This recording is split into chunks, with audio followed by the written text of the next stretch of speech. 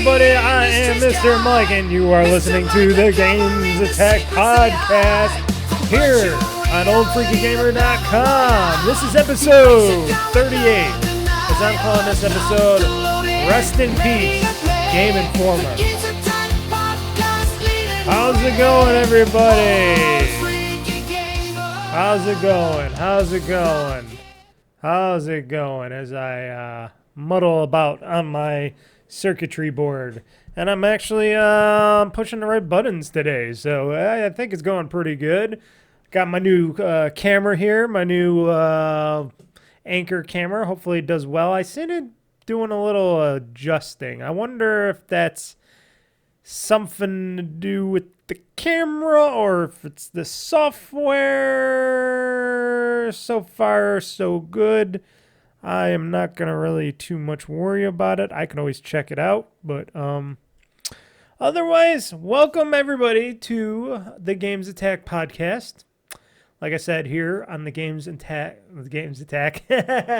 on the OldFreakyGamer.com.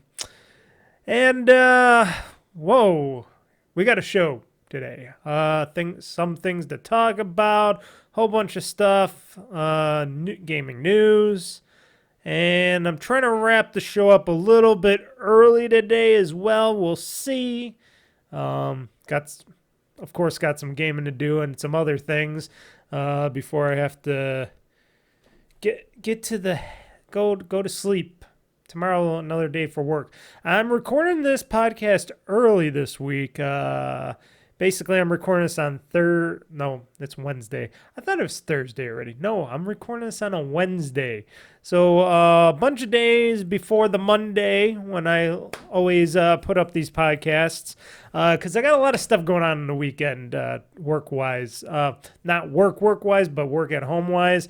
I want to finish up doing the basement, the dry locking. I got a second coat of dry locking that I'm going to be putting on the walls and stuff like that.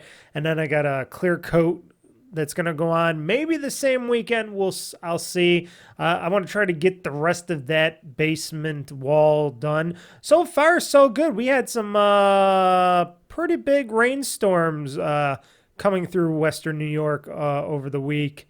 One major one that actually flooded my work. My boss was showing me how flooded it was in the street because I guess over by my work, the drainage up over there in Amherst ain't so good, which I can tell you for a fact. Amherst drainage really sucky, even though they redid it. And it was so flooded, all the cars were driving through the water. It looked like there were boats going through the water, and the water was just gushing right over all the cars and stuff. I'm like, if I was a person driving, I would definitely not be wanting to drive over there. And the fact that you're getting all the water into your engines and stuff through all the stuff, that ain't good for your engine, going through all that water. You don't got snorkels in your cars. I wouldn't be avoiding doing that. I'd be like, get me the freak out of here. And yes, I do see my camera is doing a little wonky stuff. Let me quickly check the settings. Maybe it's a settings thing. Whoop. Is it going to let me check settings? Settings, properties. Because sometimes I do get... Nothing's opening up. Sometimes I do get... Let's see here. Can we go custom? Whoa, I'm gone. I'm gone, folks. I'm gone. There we go. I don't think that's going to help any. I'm seeing, well, it's readjusting.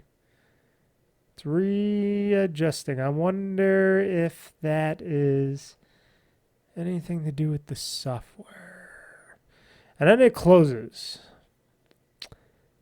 Okay, well, NVIDIA Broadcast has that doing all that stuff, so I don't think I can do much through the camera. So you might get a little weird. It might be just because of the lighting. I don't know. I always have camera issues. That's always a fact.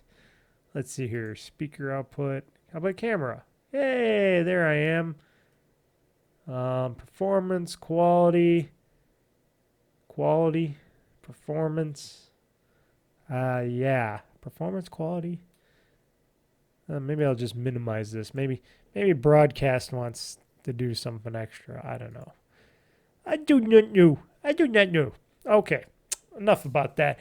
So yes, we'll see. We'll see how it goes. Like I said, I got a few things. Oh, I also during the weekend, I'm gonna be installing my brand new water line that I got to put in. I got to drill a hole through the kitchen floor, put in a PEX to ice maker water line from my new refrigerator I just got. I bought a new refrigerator. I bought a Hisense refrigerator. You know, the people that make those Chinese new TVs. They're the Chinese company that makes the TVs. They're also getting into appliances and stuff. So it was cheap at Lowe's. And I got a new Lowe's credit card is on top of it because I'm like, oh, you could save even more money on this brand new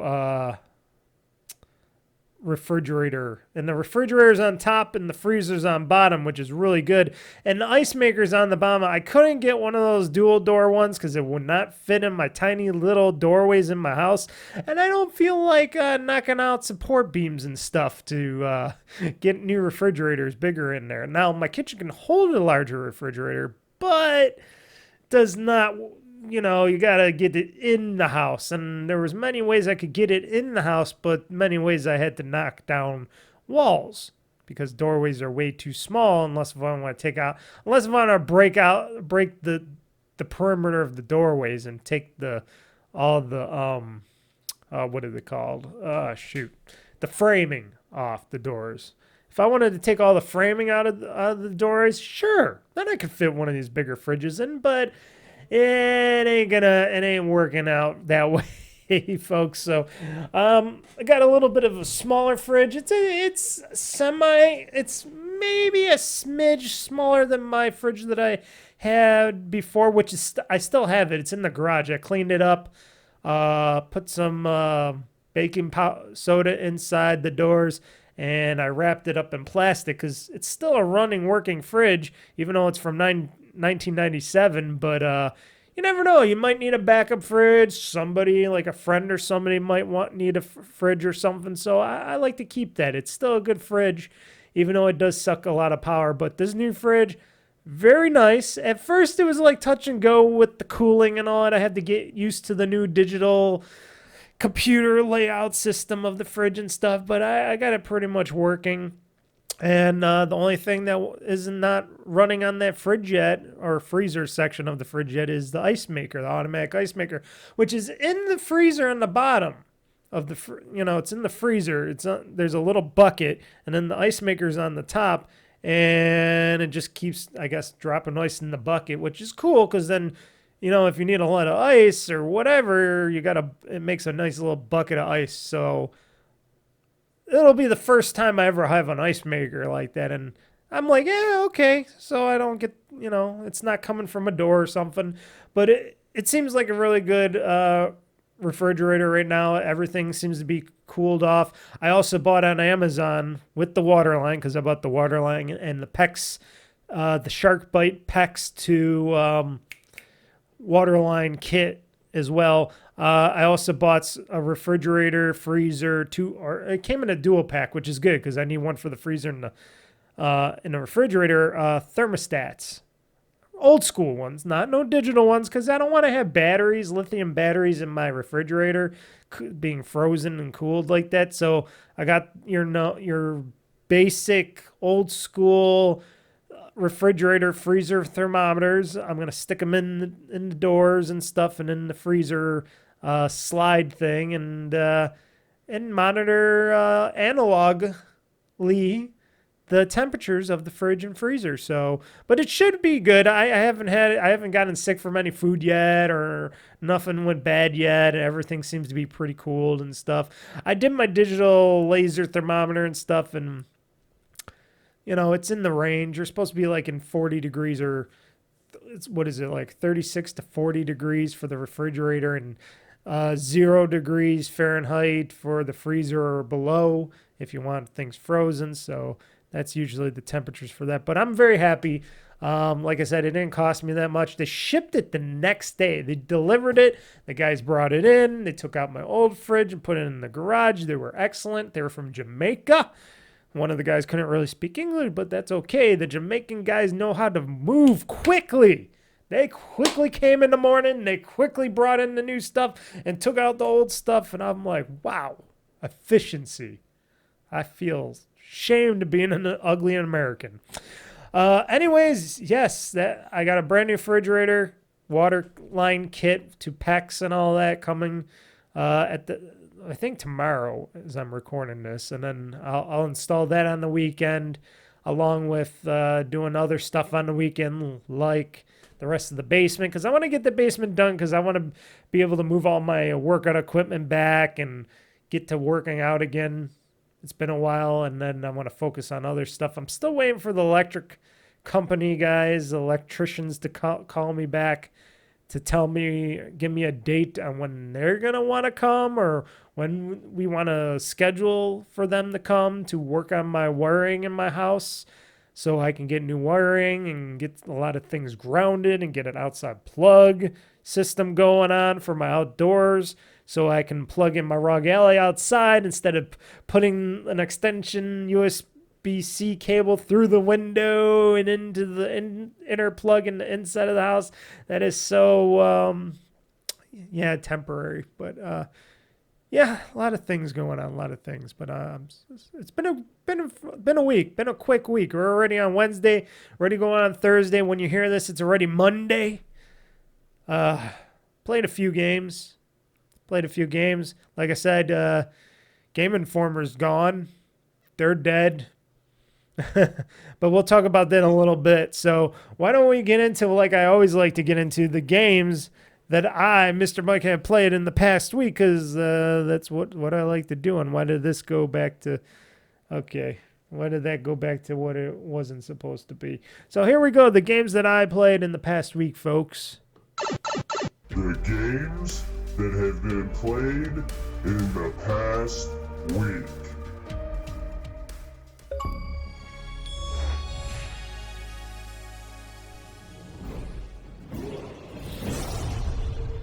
That's a good game. Enjoy your gaming. Okay, the games that I played in the past week. I bet you can, if you didn't look at the show notes yet, or if you don't look at show notes on the bottom of your screen or on your podcast apps, if you're listening to this on the podcast app, I bet if you listen to this podcast regularly, you know already a few games that I've already played in the past week, so we'll get through those quickly, like Cookie Clicker for the PC. You know, I run that in the background a lot. I'm actually not running it now, which you would think I would be, but I'm not. I'm not running that game/app right now in my computer. Go figure. That's a weird one. But I've been doing a lot of clicking and stuff behind the scenes, because when you're doing other stuff, you know, clicking the cookie's the easiest game to play. And I don't know why I still want to play it if it does nothing for me.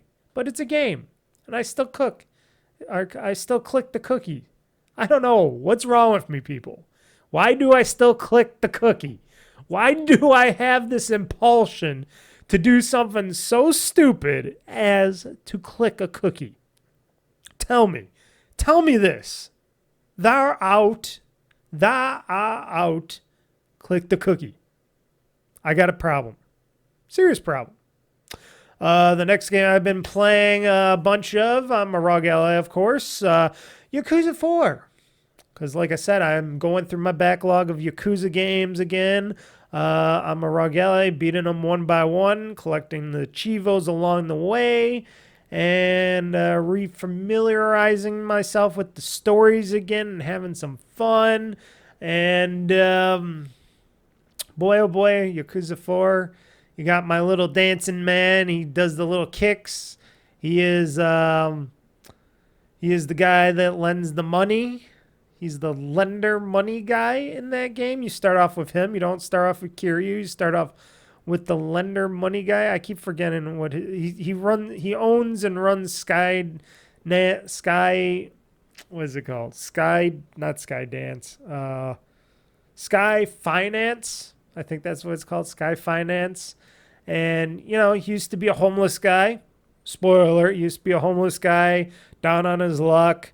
This happened to him early on, happened early on to him in the games. I think it was around Yakuza 0 or Yakuza Kiwami. I forgot which. But when the Millennium Tower, I think it was Kiwami, when the Millennium Tower was there and there was a bunch of money in it and it all got exploded, a bunch of money went flying down onto the streets of man,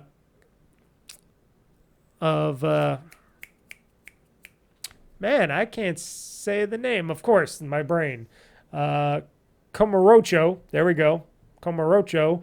And of course, everybody's looking at all this money falling from the sky onto the ground going, money! And they're all grabbing the money. So, of course, the former homeless guy turned Sky Finance, found, also was grabbing for the money, and he invested in the stock market, made himself a multi-super millionaire really easily, apparently, because I guess this guy really knows how to do the stock market, but he just never had enough money to begin with to do the stock market or figure it out. But yeah, pretty interesting on how it starts off the game. And I like him because he's got those dancing feet where he can dance and kick, and he's only kicking the guys, and you're roundhousing them and doing the multiple boom, boom, boom, boom. He's like Chuck Norris with a Chuck Norris in the early days had a big head of hair, or at least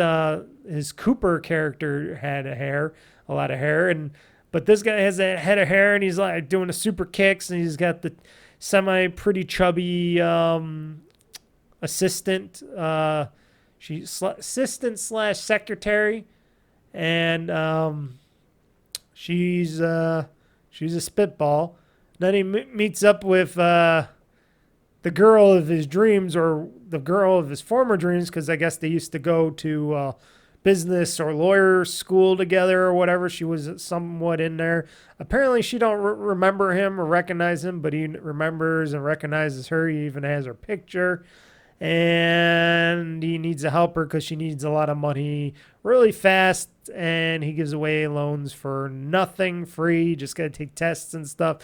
It's a really interesting game to start off with, and then eventually we'll get to the Kiryu story. I think we got to go through what's his name, the big guy first, and then we get to Kiryu third. Don't quote me on this, but yeah, pretty much I think we get to Kiryu, like, he comes down the road of the game. They don't bring him out right away. They like tease him along the way, and it's like, oh, now you finally get to Kiryu. So, but it's a very interesting game, very interesting story, and playing it again just brings back the memories, especially when they will have another Yakuza game coming probably sometime next year. Maybe this year, because if they're going to announce it, maybe it's coming this year. But I think it might be next year, because I think this year would be a little soon. But hey, at RGG Studios, they work very quickly at making games over at RGG Studios. Now, know what I'm saying? RGG Studios instead of Raguga Gakkai Studios. RGG Studios. I think they'll be happy I don't butcher their name like I just did 2 seconds ago. But been playing a bunch of Yakuza 4 because, of course, those Yakuza games are multi-bente of the gaming, and they play excellently on the ROG Ally. Next up, which I just streamed twice already the previous weekend, and as you're hearing this, last Friday on GameOn, I've been playing Initial 2 New Stage, which basically it's a game. It's a JRPG action adventure indie game. Developer Restory Studio. Franchise and an initial story. I guess this is an indie studio. So this is an indie game. This is a sequel, I guess. Very interesting cheapo game. So I'm trying to think of the game now, even though I draw a blank of it. The one with the giant bugs that everybody's just been playing and talking about right now. Earth Defense Force. You know the Earth Defense Force games? And you know PS2 games, right? Yeah, PS2 games rock, right? Even though they look a little PS2-ish or PS1-ish, 2-ish. Well, think of this game as a little bit of Earth Defense Force and PS2 graphics, mostly for the graphics. I'm not meaning there's giant bugs or anything. There's a lot of people, a lot of characters, but not giant bugs. In the game, it looks like it mostly came from the PS2 era with graphics, especially the fire. They got a lot of fire in the game, and the fire looks so JPEG-ish, fake-ish fire. I can do better fire on my videos and streams, but for some weird reason, I was compelled to play this game. And it's not very long, I hear, because I was looking to see how long it was, because I actually got, from my first gameplay, a ton of achievements, and I'm like, wow, I got all these achievements, and I look at the achievement thing, and I got all these achievements. I'm like, I almost got half the achievements of the game, and I'm looking at the achievements in the game, and I'm like, huh. I'm like, this game doesn't seem like it's going to be very long for RPG, and it's a hack and slash too. I forgot to say it's a hack and slash because you're mostly using like swords and stuff, but you can get a bow and arrow, stuff like that, but you're mostly using swords and stuff like that. But I don't think it's very long. They say it's you could beat the story in 4.5 hours in this game. Now, I think I was playing for like an hour and a half, maybe 2 hours the last time. And then I can't tell you what I was playing the last time, last Friday, because the podcast, I haven't played it yet. That would be in the future when I play this game again. So I can't tell you on how many hours I've played this time, but I wonder if I'll be able to beat it. So I'm talking to you from the past to the future, and we'll figure it out. But it is a decent game, and I didn't pay much for it. On Steam here, they're showing for $25, $24.99.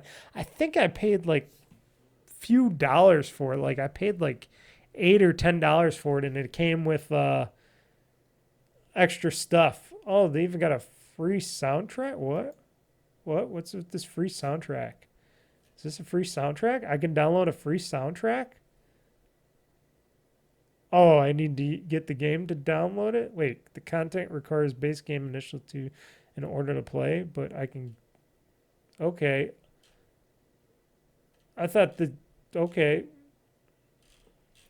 That's interesting. I'm just looking at this Steam page here. Now, I didn't purchase this on Steam. I purchased this on Xbox, so... Hence the achievements from the Xbox, but I do like the soundtrack. It has interesting game music to this game. But yeah. So basically, if you did not know what this game is, and I'll tell you right now because this is about the game from the developer, Initial 2 speaks of a tale of the continent with superpowers with burdens of dangerous missions. 3 Ludex soldiers of Philosophia Academy, they call it Philosophia Academy for some weird reason, set foot to the realm of their decade-long enemy, Scientia Empire. In this game, you will play as one of the captains of the Ludex soldiers, fight side by side with the other 2 companions, and reveal the mysterious secret hidden by both sides for decade. This is definitely written by somebody that doesn't speak English as their first language. We increased our team from 5 developers to 9 and sought for help from others, from friends, to offer a better game. Up to 10 chapters, stories, and levels with full audio in both English and Japanese. Yes, and I stuck with English because the captions and the subtitles of the game are super, super small. They're like really small and they go by really fast when they talk. And you can't resize them or anything like that. So I chose to just keep it on the English dub, because if I did the Japanese stuff, I would not be able to understand a damn word they're saying. Not that any of it really kind of matters. You're playing as a sexy babe-ish type of girl with skippy outfits, big breasts, and she has a sword and other different weapons, and you're just hacking and slashing away at enemies and stuff, and you got your other sexy people in the party, another girl slash woman, and a guy in your party, and you're just beating up, hacking and slashing, doing a boss battle here and there. It seemed like this was originally a phone game, but I don't know. It seems like something that was originally made for phones, and then they just decided to put it on like the Xbox and the PC and stuff like that. But with the graphics, I'm like, yeah, these graphics are very, very PS2-esque graphics. It says this game came out on October 18th, 2018. So it's interesting. They're indie devs, so maybe the reason for all of that. Now you got the big-breasted lady with the glowing white hair in the water, laying down with her big breasts just sticking up into the air. But still, it is an interesting game. It is pretty fun for me, not just with the sexy anime ladies. The sexy anime ladies. Sexy anime ladies. I can't do that. Jeff Gerstmann does that.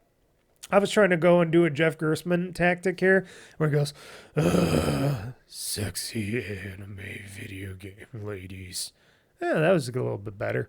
I ain't going to creep you guys out, but yes, they got sexy video game anime ladies because it's a sexy video game anime lady type of game. But hey, it does the job, the hack and slash, the Chivos, all that stuff. It's just a game I wanted to try out and play for a bit. And if I beat it sooner than later, hey, then I beat it sooner than later. Then I could go on to the next game that I'm going to play on GameOn and such, and other probably live streams or put outs of entertainment or content and stuff. So pretty proud of myself with that game. That's a pretty found gem. If you like that cheesy, old school PS2 graphics looking type of games that could give you the hack and slash feel, have a blast. So that was Initial 2, the new stage, or the new stage. Yes, new stage, not the new stage. New stage. I'm sure they'll make more of them if they make money off of them. If it's cheap to make and put out, I'm sure they'll make more of those games. Like I said, I haven't heard of it before, but it seems like a few people on Steam have played it, so it's got somewhat of a following. Another game I've been trying out a little bit of here and there. It's something I go to once in a while if I want to collect some reward points or something in the category of Game Pass points and stuff like that. If I want to collect my points excuse me, folks. I was looking at something and I forgot.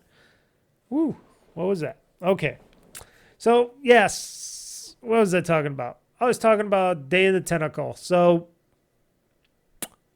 apparently, also known as Maniac Mansion 2 Day of the Tentacle. I guess this was something that they... this is like a sequel to Maniac Mansion. Never played it. It's a clicker finder story-based game. Apparently, it was developed and published by LucasArts back in the day. It's the sequel to the 1987 game Maniac Mansion. 1987. I was born in 86. So I was 1 year old when this game came out. 1 year old. This is the remaster. I'm definitely, of course, I'm playing this on Xbox, on Game Pass. And apparently the whole story, which I did not know until now of reading this, the story states that it's a plot that follows Bernard Bernoulli and his friends Hoagie and Laverne as they attempt to stop the evil purple tentacle, a sentient, disembodied tentacle, from taking over the world. The player takes control of the trio and solves puzzles while using time travel to explore different periods of history, which is a click-based click-based adventure game, right? Right. Graphic adventure. That's what they call it, a graphic adventure. Or for me, click-based adventure. And very, very simple. A lot of comedic elements to this game. And, it was a game that Tim Schafer co-led in the game with a Dave Grossman back in the day. And just one of those games I wanted to try out. Like I tried out Full Throttle and beat that game. I tried playing Grim Fandango. I just fell out of that game. I didn't really care for Grim Fandango. So I know a lot of people like Grim Fandango. Me, not so much. Day in the Tentacle, it's got its quirks to it. I don't know if I'll stick with it for the long run, but I've been playing a little by little of it to just get through it a little bit, but who knows on how long this game will heed my attention. It's an interesting game. I know a lot of people say, "Oh, you're gonna play the Day of the Tentacle, Mr. Mike. You're gonna play the Day of the Tentacle," and that's what I'm trying to do now. Like I said, I just really wanted to play it because I know that it's not only a Game Pass game and achievements and stuff like that, but I know it's a part of video game history back when games were much more simplistic in a way and game developers weren't falling to pieces. Excuse me, a little tired. Weren't falling to pieces about it, but it seems okay for now. Will it last with me, or will it fall off my radar? That depends. That depends on other games I might want to start playing, other things going on. My backlog. Like I said, there's more games coming out soon. We're in August already, so there's a big game coming at the end of August. If you didn't know, Star Wars Outlaws. I will be definitely picking up and playing that day one. I'll probably definitely be playing that day one and streaming it and doing a first gameplay and all that of Star Wars Outlaws. So that might hinder a lot of my backlog of games, but I've been going through my backlog of games little by little, just having a blast on some of them, learning stuff, and just having some interesting fun. Right? Right. Another game on my list here. Let's see here. Okay, this will be my final game on the list because I didn't play too many games over the weeks. Like I said, I had fridges and other stuff going on around the house. Been doing a lot of cleaning up around the place, the house and stuff, and getting stuff stored away, put away, brought out, prepping, stuff like that. But the final game I've been playing a bit of, I played a bit yesterday. I might play a little bit today. Grand Theft Auto Vice City from the Definitive Collection, or the GTA 3 Definitive Collection. I know a lot of people, and I say this all the time, I know a lot of you probably didn't care for it or didn't like how Rockstar was pulling the wool over your eyes and not letting you, what should I say on here? X-nay that. I have a blast with this game. A lot of people, like I said, and this is probably where I was going until my train of thought got lost again. A lot of people didn't like it because of the graphic style and how the characters looked more not as they did in the originals, because they remastered all the stuff of the characters and stuff, how the game's played a bit, and how sloppily Rockstar handled these definitive edition re-releases of these games when they could have had them just redo it from scratch and make it like the best that it could be, and just keep they kept the voices in there and all that, but they could have just did a lot better. But I don't think Rockstar really cares about their past legacies and anything like that, but still, it's been a fun game. I never had a problem with any of the any of the Grand Theft Auto 3 Definitive Collection games. GTA 3 was GTA 3. It was the first time they made an open world game like that. I had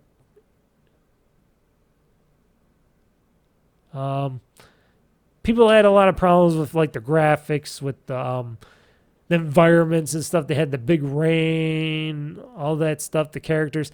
I just never had that problem, and they patched a lot of that stuff up so fast that, this game plays particularly well. Like some of the driving mechanics and the floatiness of the cars are still there, but remember, this is all since the PS2 era. Remember, Grand Theft Auto 3 and stuff derived as a open world 3D platformer platforming game, open world platforming game when it went from PS1 to PS2, PS1 to PS2. Sorry, holy cow, my brain again, and it made a big impact. And they wanted to push their GTA engine more during the PS2 era 3 times, and they did Vice City, and then they did San Andreas after that, which was a lot bigger and stuff. So they were just playing around, trying things out, figuring things out for these games, and the games hold up. Doesn't matter what people say, if they came from they made them into phone games, or they came from phone games, and they remastered those phone games for the Definitive Collection or not. I don't know. I couldn't tell you that. Everybody else can, but I can't. So they play well to me, and I said to myself, Mr. Mike, play Vice City. So I decided, why don't I just jump on, play Vice City, and have myself a ball. Which I forgot, in Grand Theft Auto Vice City, you get to own real estate too. I just killed the first cartel guy, and I took his mansion, and around the map, around Vice City, it says, hey, eventually you can buy these buildings and stuff and run them as your own and stuff like that, which is going to be very expensive to me. But been pretty cool, pretty fun. I've been pretty happy with the game. I can't wait to do the crack pop storyline in Grand Theft Auto Vice City. Like I said, I can't wait to buy real estate and make more money. It's just been really much of fun throughout the game. Like I said, there's still some game mechanics that are a little quirky. Some of the missions kind of suck and stuff, but that's what a Grand Theft Auto is going to have, just like any other game. But it's been pretty tight so far. It's been pretty fun. One mission where I had to chase a guy from a rooftop down to the bottom and jump in a car and follow behind was kind of weird, but like I said, eventually it all works out. And it works out at that. And if you didn't know, Grand Theft Auto, the plot of Grand Theft Auto, which I got it up here on my screen, was set in 1986 within the fictional Vice City based on Miami and Miami Beach. The story follows mobster Tommy Vercetti's rise to power after being released from prison and becoming caught up in the ambush drug deal. Tommy embarks on a journey across the city to reclaim what is rightfully his, facing rival gangs.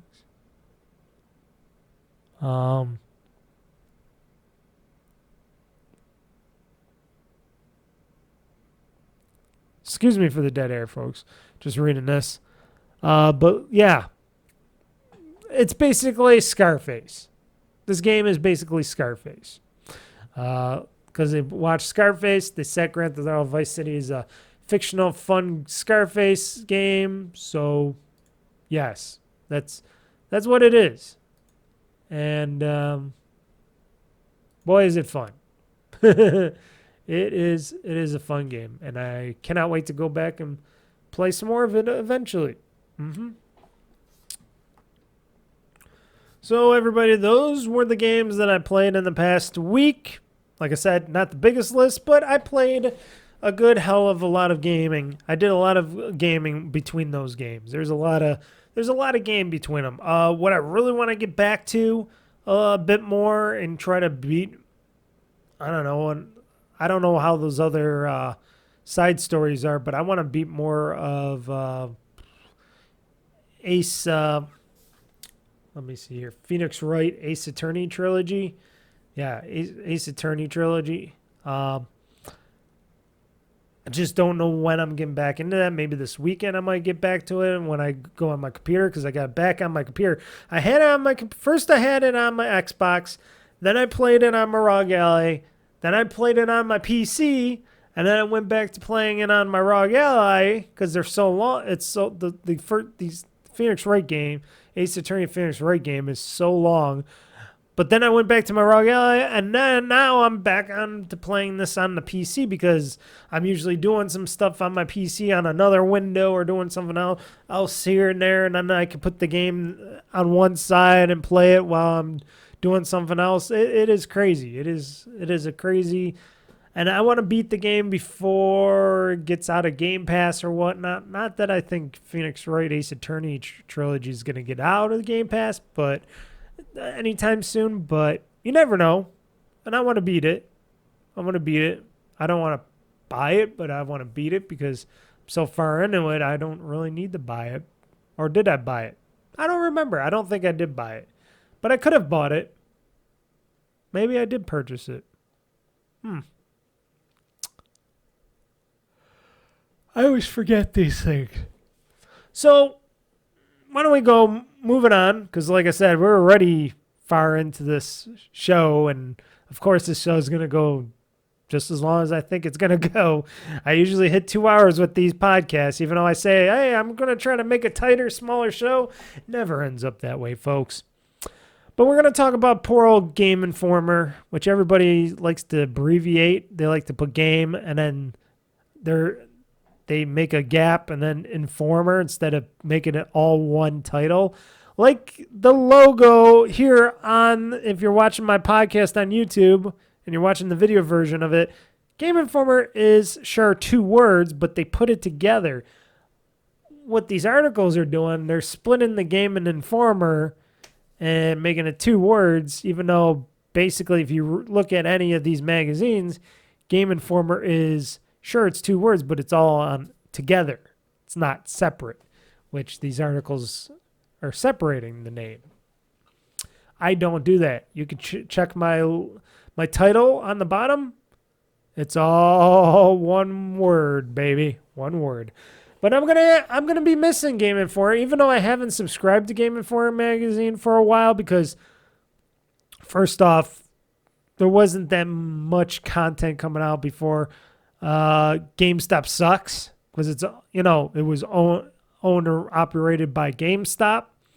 When I used to be a GameStop person that would purchase things from GameStop regularly, I used to have their shitty rewards card, which you paid $14 for or something, and then you'd get this GameInformer subscription for free, basically, or basically you're paying for the GameInformer subscription, but then they would give you your shitty discounts with the card, which never gave me any good discounts there, and trade-ins sucked, and then eventually they stopped trying to let you get money for trade-ins. They're always like, oh, we don't have money for trade-ins. It's like, you never have money for trade-ins. Why don't you guys ever have money for trade-ins? Because usually I would just want money for something else. But they're like, no, we're only offering store credit or something and bullshit. Because they wanted, you knew they wanted you to just buy from them and stay there. That makes obvious stuff. But when they stopped giving money for trade-ins and they were trying to nickel and dime everybody for all their trade-ins and give you very bad deals and stuff, I gave up on GameStop. And plus, after a while, they didn't really have that many games to choose from. I was able to get more and better games off of Amazon, purchase them through there, and Walmart and Best Buy. Now it's basically like Walmart and I hate to say Amazon, but it's basically like now Walmart, or if I get it digitally through Xbox or Steam or something like that, because that just does not make any good livable sense to me. I don't know. Like I said, GameStop purchased GameInformer, I guess, a long time ago. Hence, because they wanted to make GameInformer their magazine that coincided with the rewards card service within GameStop. Before even GameStop, it used to be EB Games. At least here in Western New York, we used to have a bunch of EB Games stores, which I think it was a Canadian game shop back in the day, back when everything was so simple and game stores were wholesome. I just loved going with my friends to GameStop and just look around. Even if we didn't have any money, we would just hang out there and look around, and I'm sure the people that worked there would just hated us just standing around, looking around at games and never buying anything and just leaving and stuff. But then we did a lot of that stuff. But then it got EB Games got purchased by GameStop because apparently there were two, I think they were rivals or whatever. I don't know what else happened to that store. I should look it up. But ultimately, GameStop purchased EB Games, changed all the rest of the EB Games store names into GameStop, and then that's it. That's just like how WWE went when the WWE did all that, when they purchased WCW and WCW got dissolved into the larger corporate narrative. And yeah, and there we have it. I had GameInformer magazine since I think high school, later in high school, let's just say. I didn't have it forever, but I had it later in high school because before that, I used to get it, my GameInformer magazines from my friend, my one gaming friend. So after he got done reading them and stuff, he would just give them to me. And I was like, okay, I don't need a GameInformer subscription. And then for some weird reason, he got 2 subscriptions to GameInformer. For some weird reason, they used to send him, because they used to send it through the mail. When you subscribed to the GameInformer magazine, when you got your GameStop card, rewards card, they would ship that into the mail to you. You didn't have to go pick it up. That's what came in the mail. So it cost them, that had to cost GameInformer /GameStop more money because they had to ship the game to you. They had to deliver that game to you, the customer. I don't remember GameInformer. I think it was on regular store shelves, like in supermarkets and stuff as well, before it just went GameStop exclusive because they wanted people to just come to GameStop to get the magazine because it was so popular, because it is a popular magazine. It's been around for 33 years. God damn it. That's almost as old as me. I'm 38. So it's a few years off. So what, 35 years? And then 35, 36, 37, 38. Wait, yeah, 38. So what, 5-year difference or something? Wow, 5 years. I was like 5 years old when this game came, when GameInformer came out or whatnot. That's craziness. That's just doggone crazy. 33 years. I was 5 years old. Because you think of it, 5, 6, 7, 8. 5 years old? Yeah, because I'm 38. Whew. Can't believe it was that long. And another reason I never had GameInformer in the early days was not because I was poor, because of course my mom would love for me to read and stuff, and if it's a video game magazine subscription, of course. I just did not know Game Informer back in the day. In the early days, it was mostly official Xbox magazine or official PlayStation magazine or WWE magazine, especially when the Divas magazines came out for WWE. And then it was also Nintendo Power and stuff like that. Like I said, Game Informer, I started getting myself later in my school year in high school and out of high school, and that's when I really got into Game Informer. I got a whole huge collection of Game Informer magazines and other various old school gaming magazines that I saved. I saved all my gaming magazines and I collect them because, as you can tell, they don't really make gaming magazines anymore. Game Informer was like the last gasp. I think they might still make PC Gamer and stuff like that. I'd have to check. Next time when I go to a grocery store, I'm going down the magazine aisle. I'm going to check what gaming magazines they still have out there that you can get here in the United States. It might differ between countries. You never know. Maybe in Japan and elsewhere, maybe the magazine subscriptions are still going strong. I don't know. In the digital era now, isn't every magazine just digital? Or is it just a website you could go on, like IGN and stuff like that, and GameSpot and Giant Bomb and not Destructoid. Who goes to Destructoid anymore? But, and they covered a lot of stuff. And I was very happy what they were covering. And I was always thinking, well, Game Informer now that they're owned and backed by GameStop, back when GameStop was still decent back in the day, I was like, oh, so they're going to get all these exclusives because they're being run by a video game sales company that sells video games and hardware and stuff. So those guys must get all the insider info and stuff. And I would always read and these games that would come out and show up on these covers of the Game Informer. I'm like, oh, that game looks good. Oh, I can't wait to read the next issue of Game Informer because it's going to have my new God of War game in it. Or it had Infamous. I think I have Infamous.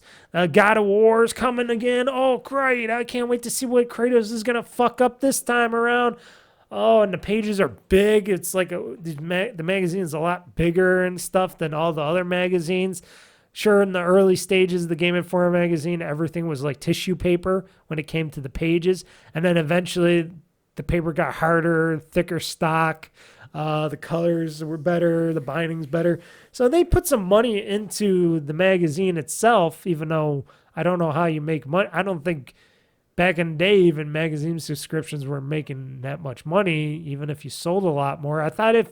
I always heard the notion if they sold more magazines, like if a magazine was so popular that it sold out on all its magazines and they had to do another run of magazines, that it was not the best thing for them because they were losing money on the magazine subscription.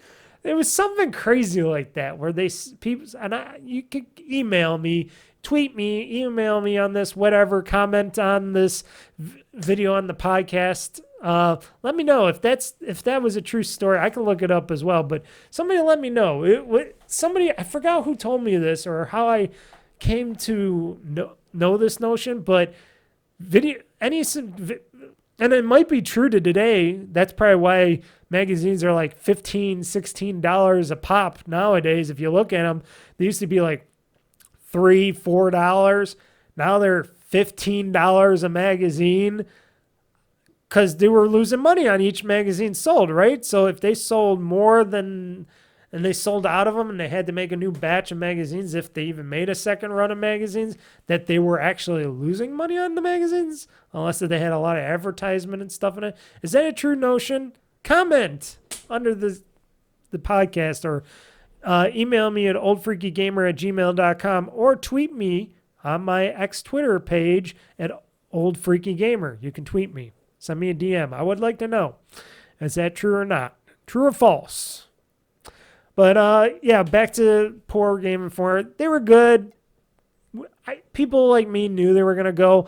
I stopped getting Game Informer magazines myself lately because, like I said, I don't go to the GameStop anymore. I don't go to a GameStop anymore. People don't really get magazines anymore. that nostalgia was when we were young, technology was young, and things were a lot different and simpler back then. The internet was still in its infancy. We didn't have high-speed multimedia video for presentations and stuff like I do and other people do now. Now everything's video. Nobody likes to read anymore, wants to read too much anymore. I still read. I read these articles so I can read them to you, the people. I still read. I still read gaming news and stuff online or whatnot, but magazines, not so much. Unless if they have like a collector's edition of a magazine that everybody wants, like a Taylor Swift fucks a camel or something. I don't know. Something. If it's a Taylor Swift magazine, they're all buying it or something. All the Swifties are buying it. Why did I come up with her? I don't know. Because that's all I hear nowadays is Taylor Swift. Sorry, I'm not a Swiftie. I'm not a big Taylor Swift fan. Sure, she is very, excuse the language, fuckable. Yes, she's very fuckable. And people are interested in her and her fake boyfriend or fake now boyfriend, the football player. Forgot what his name was because I don't give a shit because I don't even watch football. But yeah, she's very fuckable. That's why they like her. Why don't they talk about Selena Gomez? Isn't she her best friend? And what happened to Selena Gomez and other hotties that were out there? How come Taylor Swift is this all magical singer, whatever? Wrong podcast to talk about that, so I'm canceling this talk. So any Swiftie who wants to come after me, shut up. I did say she was fuckable, so that's good enough. Anyways, don't like her music either. At least I don't care for most of her music. Anyways, yes, just like Taylor Swift, GameInformer was the hotness. It was a great magazine. It was in between of all the individual magazines that were out there. Like I said, Xbox, PlayStation, Nintendo Power, because this one had all the games. It wasn't just a piece for PC gamers. It wasn't just for Xbox. It wasn't just for PlayStation. It wasn't just for Nintendo. It had a little bit of everything from everybody on whatever they can get. And I really liked it because it was the gaming magazine for us gamers, the people that played. Now, I would love a video game magazine to come back in full again. They should have an X-Play video game magazine. I know that sounds crazy, but if any of you watched X-Play back on G4, or back before that, it was Tech TV, or even before that, it was ZD TV, if you remember that stuff. I only remember ZD TV because my friend had it as his house a long time ago on cable a long time ago, and it was called ZD TV, and then it turned into Tech TV not too long after, and that's when I got into it, when I got satellite TV. And then it went to G4, and then they died, unfortunately. But like everything does, they did some good reporting. They did some great article writing.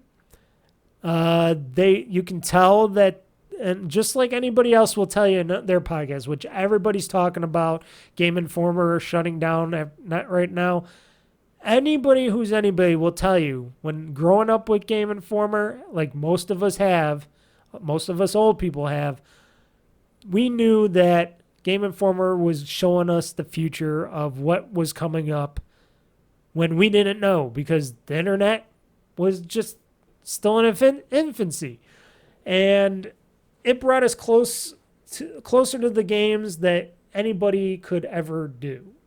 And the articles were interesting, and it got a glimpse into the games and the creators and the publishers of the games, and I just felt a part of it. I felt a part of this, and the people that worked there, it could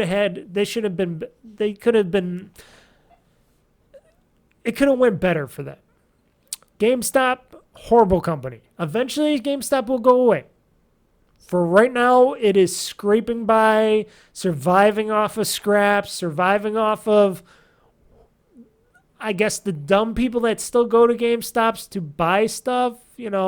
Sure, they have Funko Pops in them and stuff like that. I do love a good Funko Pop, but also we actually got some Funko Pop stores in the area, so I could just go to a Funko Pop store if I want to, an official Funko Pop store, so I don't really need to go to GameStop in my area. But people still, I guess, buy and trade stuff. They still got some older stuff, but they don't got too much of the older consoles and stuff like that, over at GameStop. But they're not really the go-to place to get your video games, especially now in the digital era where basically it's better to just download your game, purchase your game first from whatever your Steam or Xbox, PlayStation, Nintendo, whatever the game is on. It's better to just purchase it straight from them digitally, download it digitally, unless if you got really shitty internet or something, which is basically you'd still be out of luck because when you get these games on disc nowadays, 99% of them don't have the full game on the disc anyway, so basically you're going to need a good internet. So it's just one of those times where it's like people don't need to go to GameStop anymore unless if you want the pretty case and cover and the game disc. I am still stupid to buy physical copies of games and stuff if I can, because I do like to collect the game discs and the game boxes and stuff. I know a lot of them don't have games in them unless if it's a Nintendo Switch game, which is a cartridge, which actually does have the games on the cartridge. Even then, there's a few games on the Switch that you still got to download stuff to get the full game. That would be certain games out there. But now in the digital era, you don't need a GameStop anymore. Hence why Best Buy and I think Target still sells games of all shapes and sizes, but Walmart's getting out of the physical media business. Everybody's getting out of the physical media business. I think a little hasty.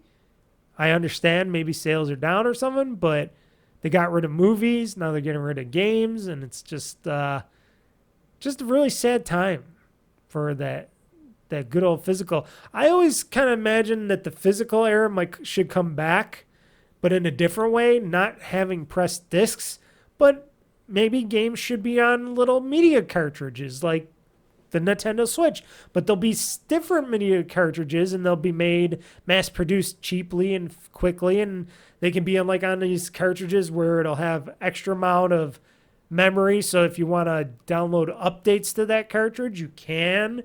It'll download them to the cartridge for the game.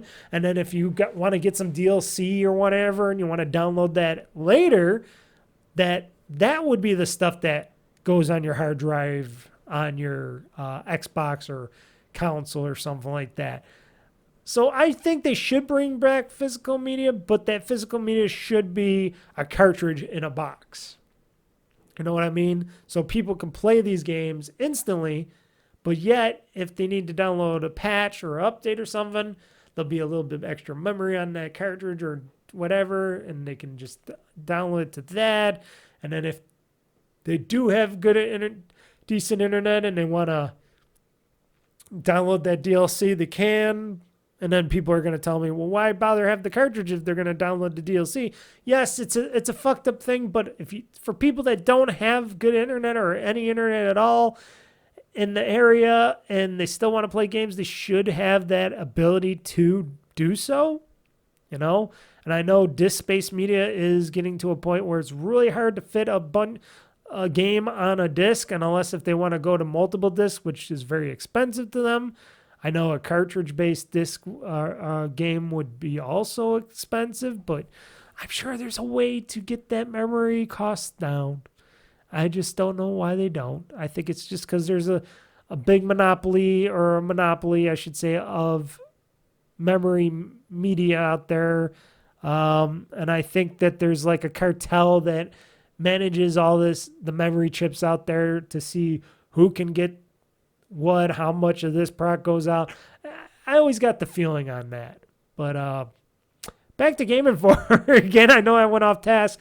So GameStop, they decided, hey, we're just gonna close up shop. We're gonna close GameInformer because we want to save some money, and we're gonna close them down right away. So they shut everything down right away. They put the word closed on the doors. They chained them up. They locked all the GameInformer employees out, and I don't know if they're getting any severances or anything like that.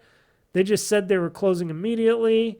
So apparently in this news article, it says August 2nd, into a GameInformer staff was brought into a meeting on Friday, August 2nd, with GameStop's vice president of HR. In the meeting, they were told the publication was closing immediately. They were all laid off, and they would all begin receiving severance terms. Okay, so they were getting some severance. Let's see. They were almost done with their next issue. They were like 70% done with their next issue, which was going to have a great cover, which I guess was supposed to be, what was it? I forgot what they said it was going to be. Dragon Age, the Veil Guard, as its cover story. That's what they were going to do. They were going to do, it's going to be issue 367. It was going to feature Dragon Age, the Veil Guard, and it was supposed to do a good workup piece about that. It was the third largest magazine in the United States, they said, with over 8 million copies in the wild. The GameInformer's website has been around since 1996. It is the world's longest running video game magazine in the world. So GameStop, they said, took over GameInformer when it purchased FuncoLand back in 2000. There we go. GameInformer was founded in August of 1991. Wow, that's actually kind of ironic. It was born in August, and now it's died in August. Did anybody correlate with that? So it was born in August of 1991, and it has died in August 2nd of 2024. So it was born in August and it died in August. Yeah. So I feel sorry, like everybody else. We feel sorry for these people. Media publications they're not going to last forever. They're going to die off eventually. Everything's going to be digital on the internet. I think that they got laid off and they got taken off, and they weren't even allowed to post on like social media and stuff. Like they were locked out of all the GameInformer social media, and they had a bunch of stuff that they were locked out of. And GameStop, run by a corrupt individual, apparently, which I thought he wasn't a corrupt individual because he took over the last GameStop CEO who was getting sick, and then apparently he died because he had wasn't it cancer or something? It was a form of, wasn't neck cancer or something? It was a form of cancer, or esophagus cancer. It was cancer of some sort, and he passed away because he couldn't. That's why he couldn't run, and that's why he stepped down as a GameStop CEO back in the day. And then this guy who Cohen. What's his name? Ryan Cohen. He founded Chewy Inc. and stuff like that, and then he sold that, I guess, to Amazon or something. He took over as GameStop CEO.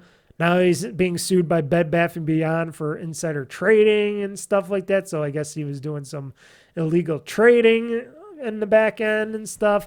And he hasn't done anything good with this company, and all the other corporate management has not done anything good with this company.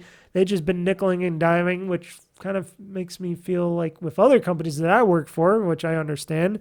And it seemed like GameStop was going nowhere, and they weren't trying to evolve it in any big way.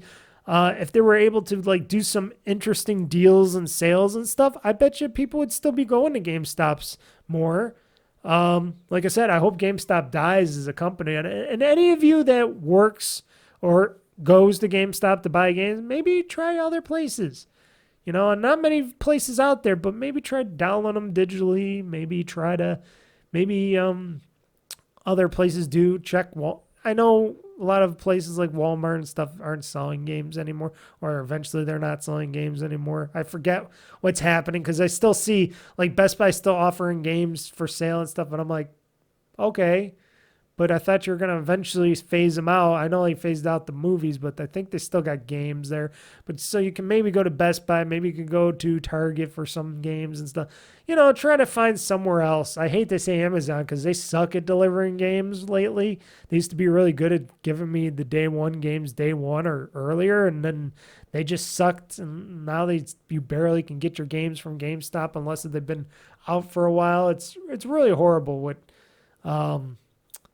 Amazon does when they give out games. But if there's any other way you can get games, try not to go to GameStop to buy them, And as for the people that work at GameStop or want to work at GameStop, but either way, I would say working at GameStop, maybe try to find a different job somewhere. I know you want to be a part of the sort of gaming culture. I did too. I originally, long time ago, young Mr. Mike, fresh out of high school, wanted to go work at GameStop, but never landed a job at GameStop. And luckily I didn't.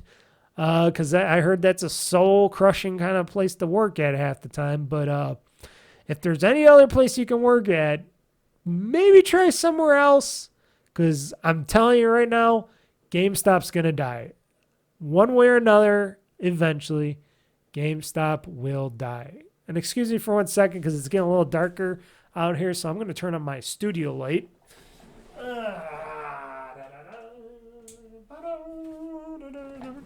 Yes, there we go.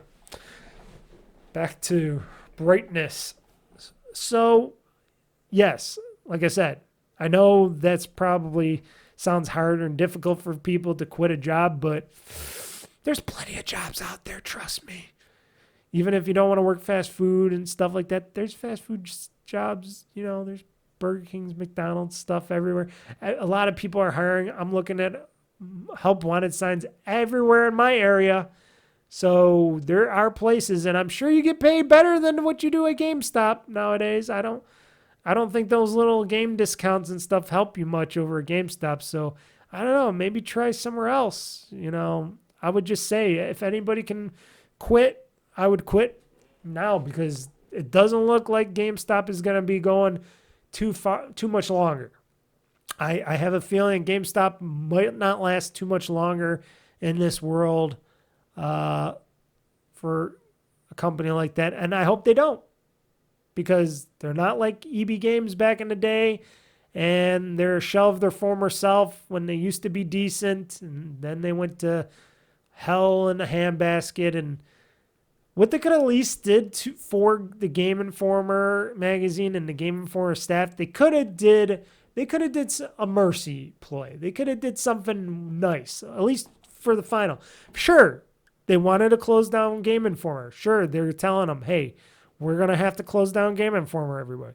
But instead of telling them we're going to shut down GameInformer like right away and stuff, and I understand people are going to say, well, severance packages and stuff. Yeah, I understand the whole thing.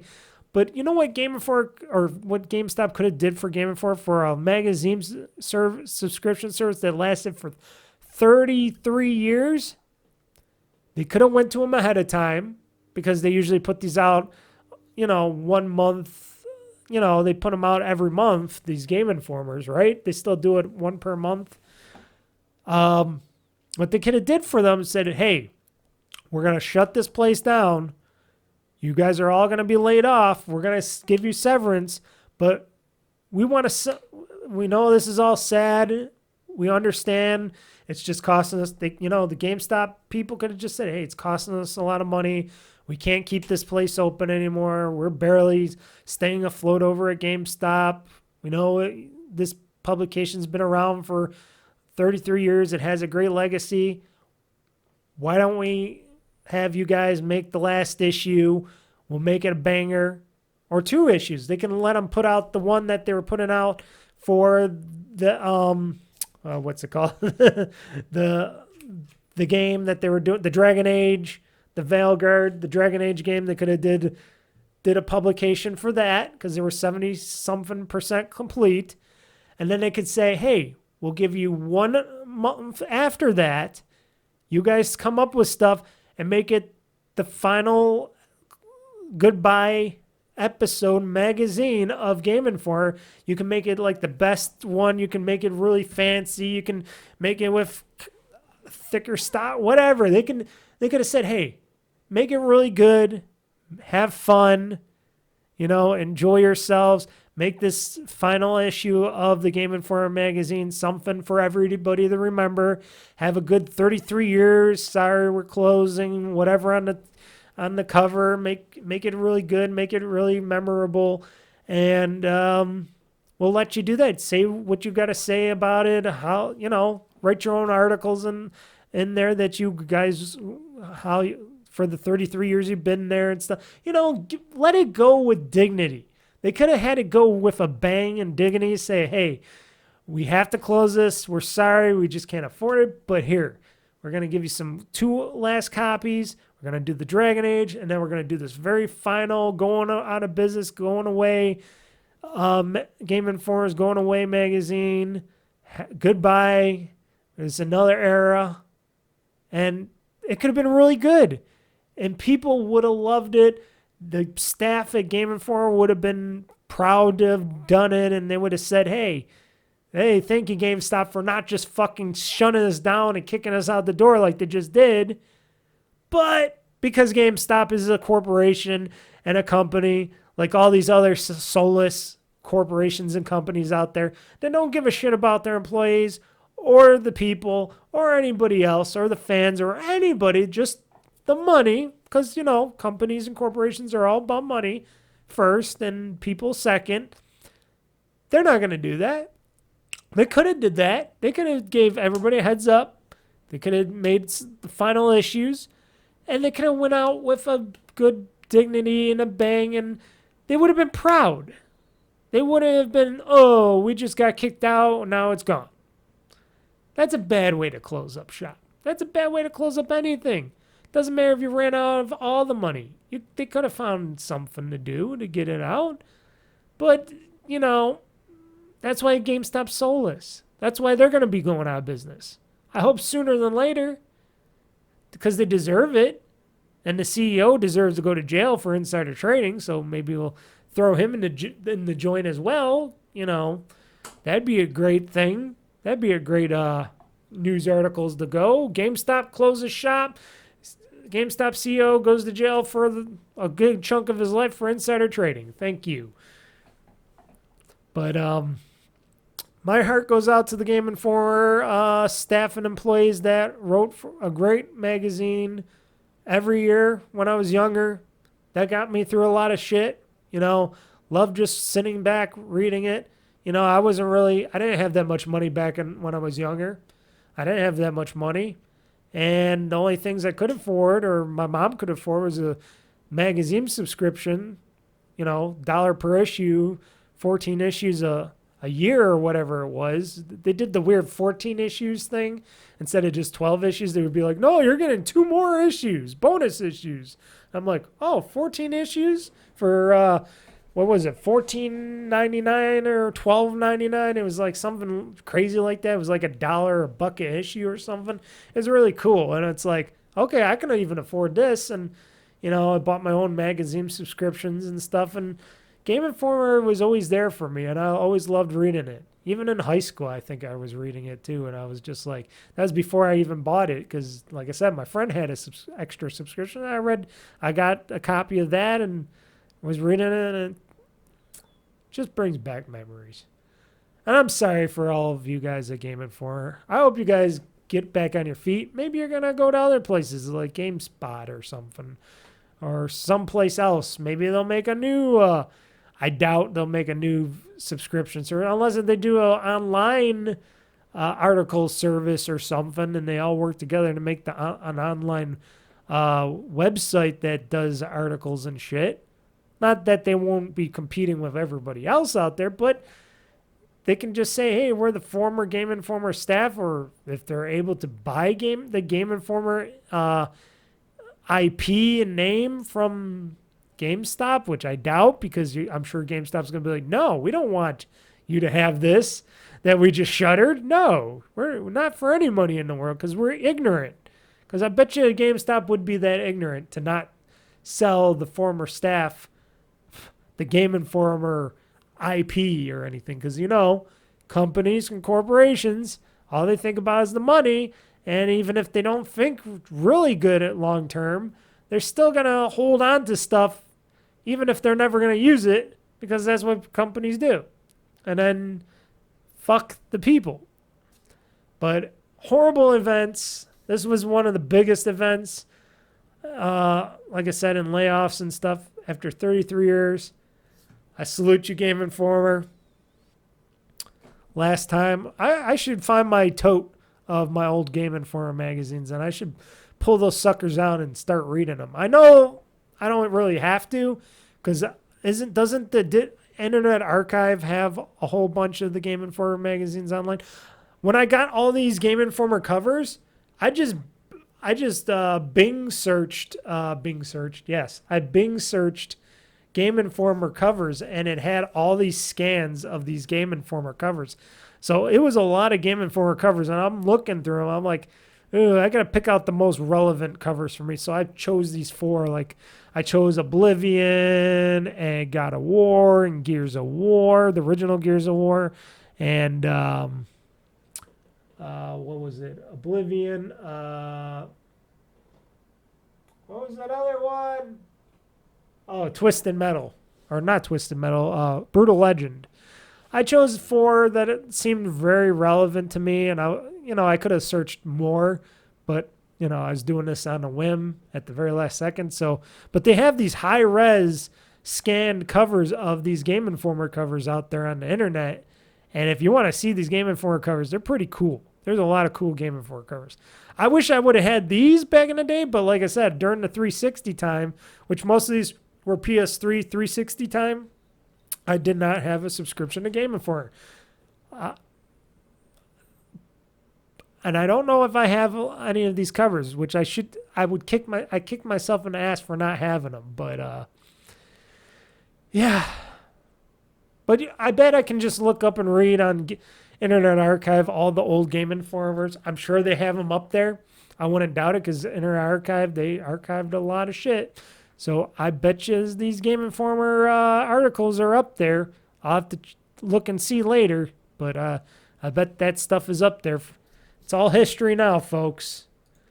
Another place that's at risk for going under, Twitch, is reportedly at risk of becoming a zombie brand at Amazon. Like Woot and a bunch of other stuff that they got going on there, because apparently Twitch can't make money. Amazon seems like they can't make Twitch profitable. I can think of some ways to make it more money, but, they're not going to do that. They're not thinking of that. And then a lot of people say, well, if they charge for storage, like if they wanted to store my videos, because the biggest problem with Twitch for me was I couldn't keep my videos on Twitch. Like, they would store them for a certain number of days, and then they would eventually go away in the ether, because they didn't want to pay for storage for those videos, unless if you're a subscriber or something. If they were to charge me like $5 a month or something like that, maybe up to 10. I hate to say that, because then people would be like, no, that's too much. But I'm thinking like $5 a month. I could store my videos on Twitch for a certain amount of time or whatnot. $10 a month. You could get it for forever or whatever, if you keep going $10 a month or something to store your Twitch streams and stuff, which you could do for free on YouTube, because of course they got the big ad revenue on everything and all that other stuff, so they want the content. Amazon, they never knew what to do with Twitch. They bought it because they could, and like I said, Twitch is okay. I used to watch stuff on Twitch, and then I stopped, and I watched a lot of other stuff on Twitch for gaming or not gaming, and then I stopped again. I still stream on Twitch, even though it's like my secondary stream right now. My main stream is on YouTube right now at YouTube @ / OldFreakyGamer -2023. That's where that's my main source of streaming for my games. But I don't know. Not since the early days of Justin TV, before Justin TV made Twitch on the side, because that's when people were streaming, early day streaming, that was Justin TV. And then they created the side project, which then became their Twitch, which they came up with Twitch. And then after so long, then Twitch became its own thing after it got bought out. And then I think it was because of Amazon. And then Amazon killed Justin TV, and that went away. And then it's just Twitch. And yeah, I could see Twitch eventually going away, maybe, if Amazon doesn't feel like it's... Because if it's not making them any money, and it's still not going to make them any money, and they don't know what to do with it, because Amazon either starts doing something and then they get a little bored and then it goes away. It's a lot like the Google method. Google keeps something for a bit. If it doesn't make what they want it to, it goes away. I think that's what's going to happen to Twitch. Now, if that happens to Twitch, the only real main player in town besides Kick and all the other little streaming services that pretty much don't matter because most people don't know about them, the only major streaming / storage site is probably YouTube. Then Google gets more of that power if Twitch goes away, which would suck. But if it's not being profitable, I can kind of understand if Amazon doesn't want to spend more money on it and whatnot. And plus, Twitch never really evolved. A lot of people say because of their codecs and everything else. Yes, I can understand. Their video player, streaming player has been over late. But like I said, I don't play anything from them really anymore. So it's not something that I am worried about, especially if YouTube still makes the money and they still can do the output, because it's cheaper for them to do the output and streaming and publishing of videos on their sites, on YouTube mainly. So, yeah, that could be another brand that goes away. We'll have to keep up and see what happens to Twitch down the road. But, yeah, Amazon ain't doing too hot. Go figure. You raise prices on everything. You raise prices on Amazon Prime. Even though I still buy religiously on Amazon for most of my goods and services, I don't have Prime anymore. I just usually spend over $35 on my purchases. So I get free shipping and I can wait. I don't need it next day. I'll wait a week or so to get my product. Sometimes it's sooner. So I don't really give a shit. So it's a win-win for me. I save myself $160 or $180 a year. Sure. And because I gave up on Amazon's stuff because their Prime Video service started giving you ads, and if you didn't want ads, you got to pay them even more money. And it's like, no, not worth it. Not worth it. Before I get into or are we in the news? I think we are in the news. I'm going to just go right to talking the news because that's what we're going to do. Because this is all news stuff anyway, so I might as well just get into the news. I'm crazy not to. So give me a second here. Here we go. Is this the news? I think this is the news. Here's the news, folks. Locked and loaded, ready for the fight. Game Talk Newz, gonna set the stage alight. Mr. Mike's got the scoop, he ain't holding back. Dropping bombs on the gaming industry track. Hear the thunder, feel the roar. Game Talk Newz, gonna settle the score. From E3 to PAX, they got it all. The highs and lows, ready to brawl. That's right, folks. The Games Talk Newz now. Yeah. I like this music.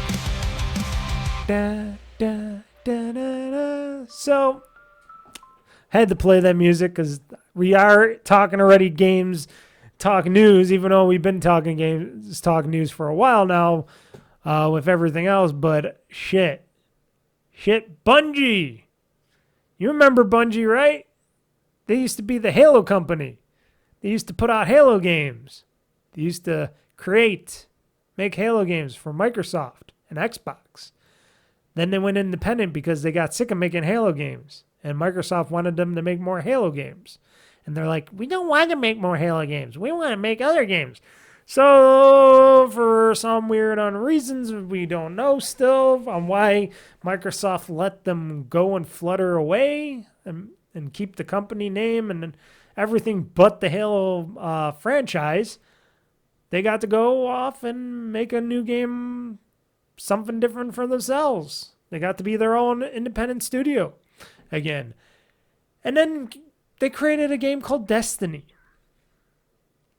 which when I first seen the game Destiny, I'm like, this just looks like fucking Halo. It looks like a ripoff of Halo. Sure, the game stuff is not, I guess fully Halo. It's more of a, what do they call it? It's not an MMO. What is this? It's a loot shooter? I forget what they consider Destiny. But anyways, the characters, your main crew, your people that are shooting, your whatever, they look like Master Chiefs. It looked like the armor that Master Chief would wear. You're still firing pulse rifles and stuff and doing this and gliding. It was a lot of Halo stuff again. And I'm like, why would you want to make another first-person shooter type of game with story if you're just doing something that's like Halo? Wouldn't you want to go and do something completely different than what they were doing in Destiny? So I decided to never get or play Destiny because I was just like, oh God, here we go. The company that brought you Master Chief and Halo and Marathon and stuff, and you guys decide to go and make a game that is almost exactly like Halo in a lot of ways. Now, a lot of people will deny that and say, no, this game is totally different. Destiny's totally different than Halo because it's a multiplayer co-op game and blah, blah, blah, blah, blah, blah, blah. But it's got a lot of Halo-esque in its DNA. A little bit too much for me. So they went on to do their Destiny and keep going to do Destiny. And then eventually they do Destiny 2 and stuff, and they just keep doing Destiny, and they bounced around a little bit. They went to Activision Blizzard before Activision Blizzard got sold to dun. Wait, don't I have something here? Here we go. Let's try this. Knock, knock, open up the door to spring. The Activision Blizzard eventually went to Knock, open up the door to spring. Microsoft, got sold to Microsoft. Bungie went to Activision Blizzard, and Activision Blizzard was they were under Activision Blizzard for a little bit to make and have them publish Destiny through Activision Blizzard, and then Destiny started doing so badly, and Activision Blizzard was not making any money or headway with Destiny 2 and I think the rest of Destiny. I forgot if it was more Destiny 2. But I'm sure Destiny 2 had a big part to play in it. They weren't making that much money, and it wasn't doing as well as they were hoping. Bobby Kotick's like, we're either going to own you guys, because I guess in the contract it said, if you guys don't make a certain percentage, we're going to start owning parts of your company, or you can just pay us or whatever it was. Or basically, I think Bobby Kotick said, nah, we're going to just let you go. We're not going to help you out anymore. We're just going to send you out the way. We're going to kick you out of the house of Activision Blizzard. And then Bungie got kicked out of Activision Blizzard with everything and all their assets and everything. And I guess Bobby Kotick got nothing from it. No money, no nothing. Nobody got anything. But I guess they didn't care because they just didn't want Bungie to hold them down, because apparently Bungie has bad management. Go figure. Another company, especially a games company, that has bad management.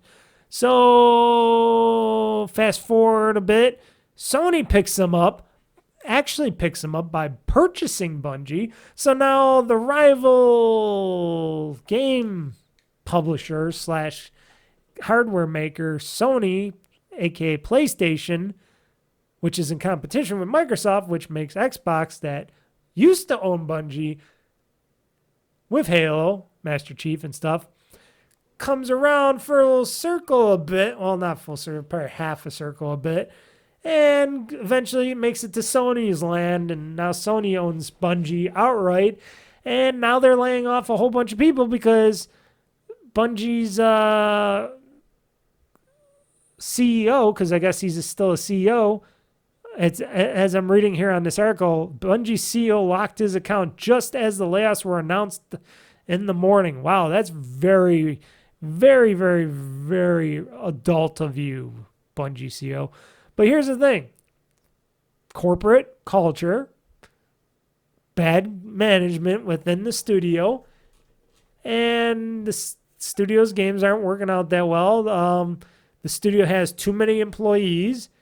Now they're laying off 220 employees plus, and I'm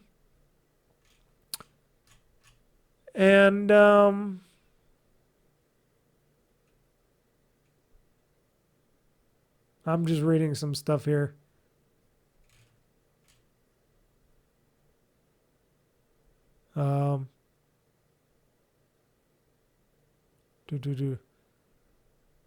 Let's see here.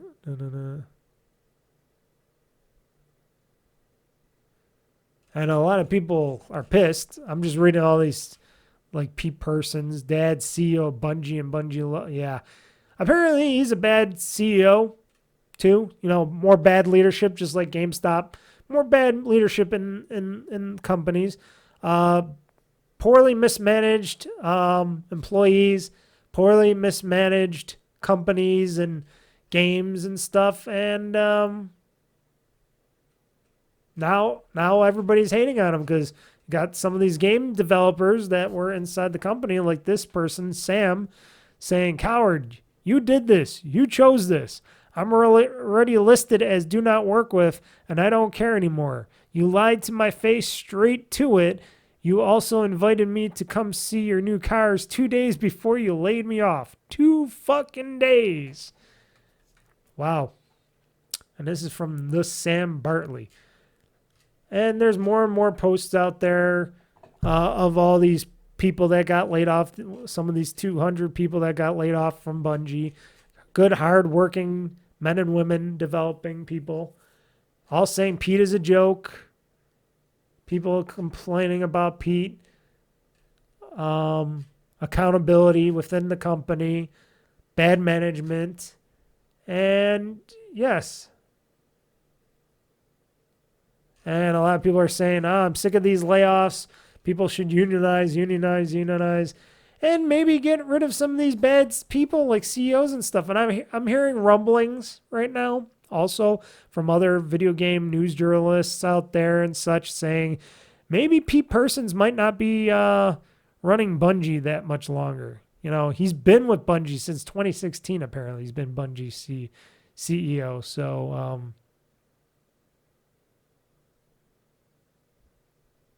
yeah.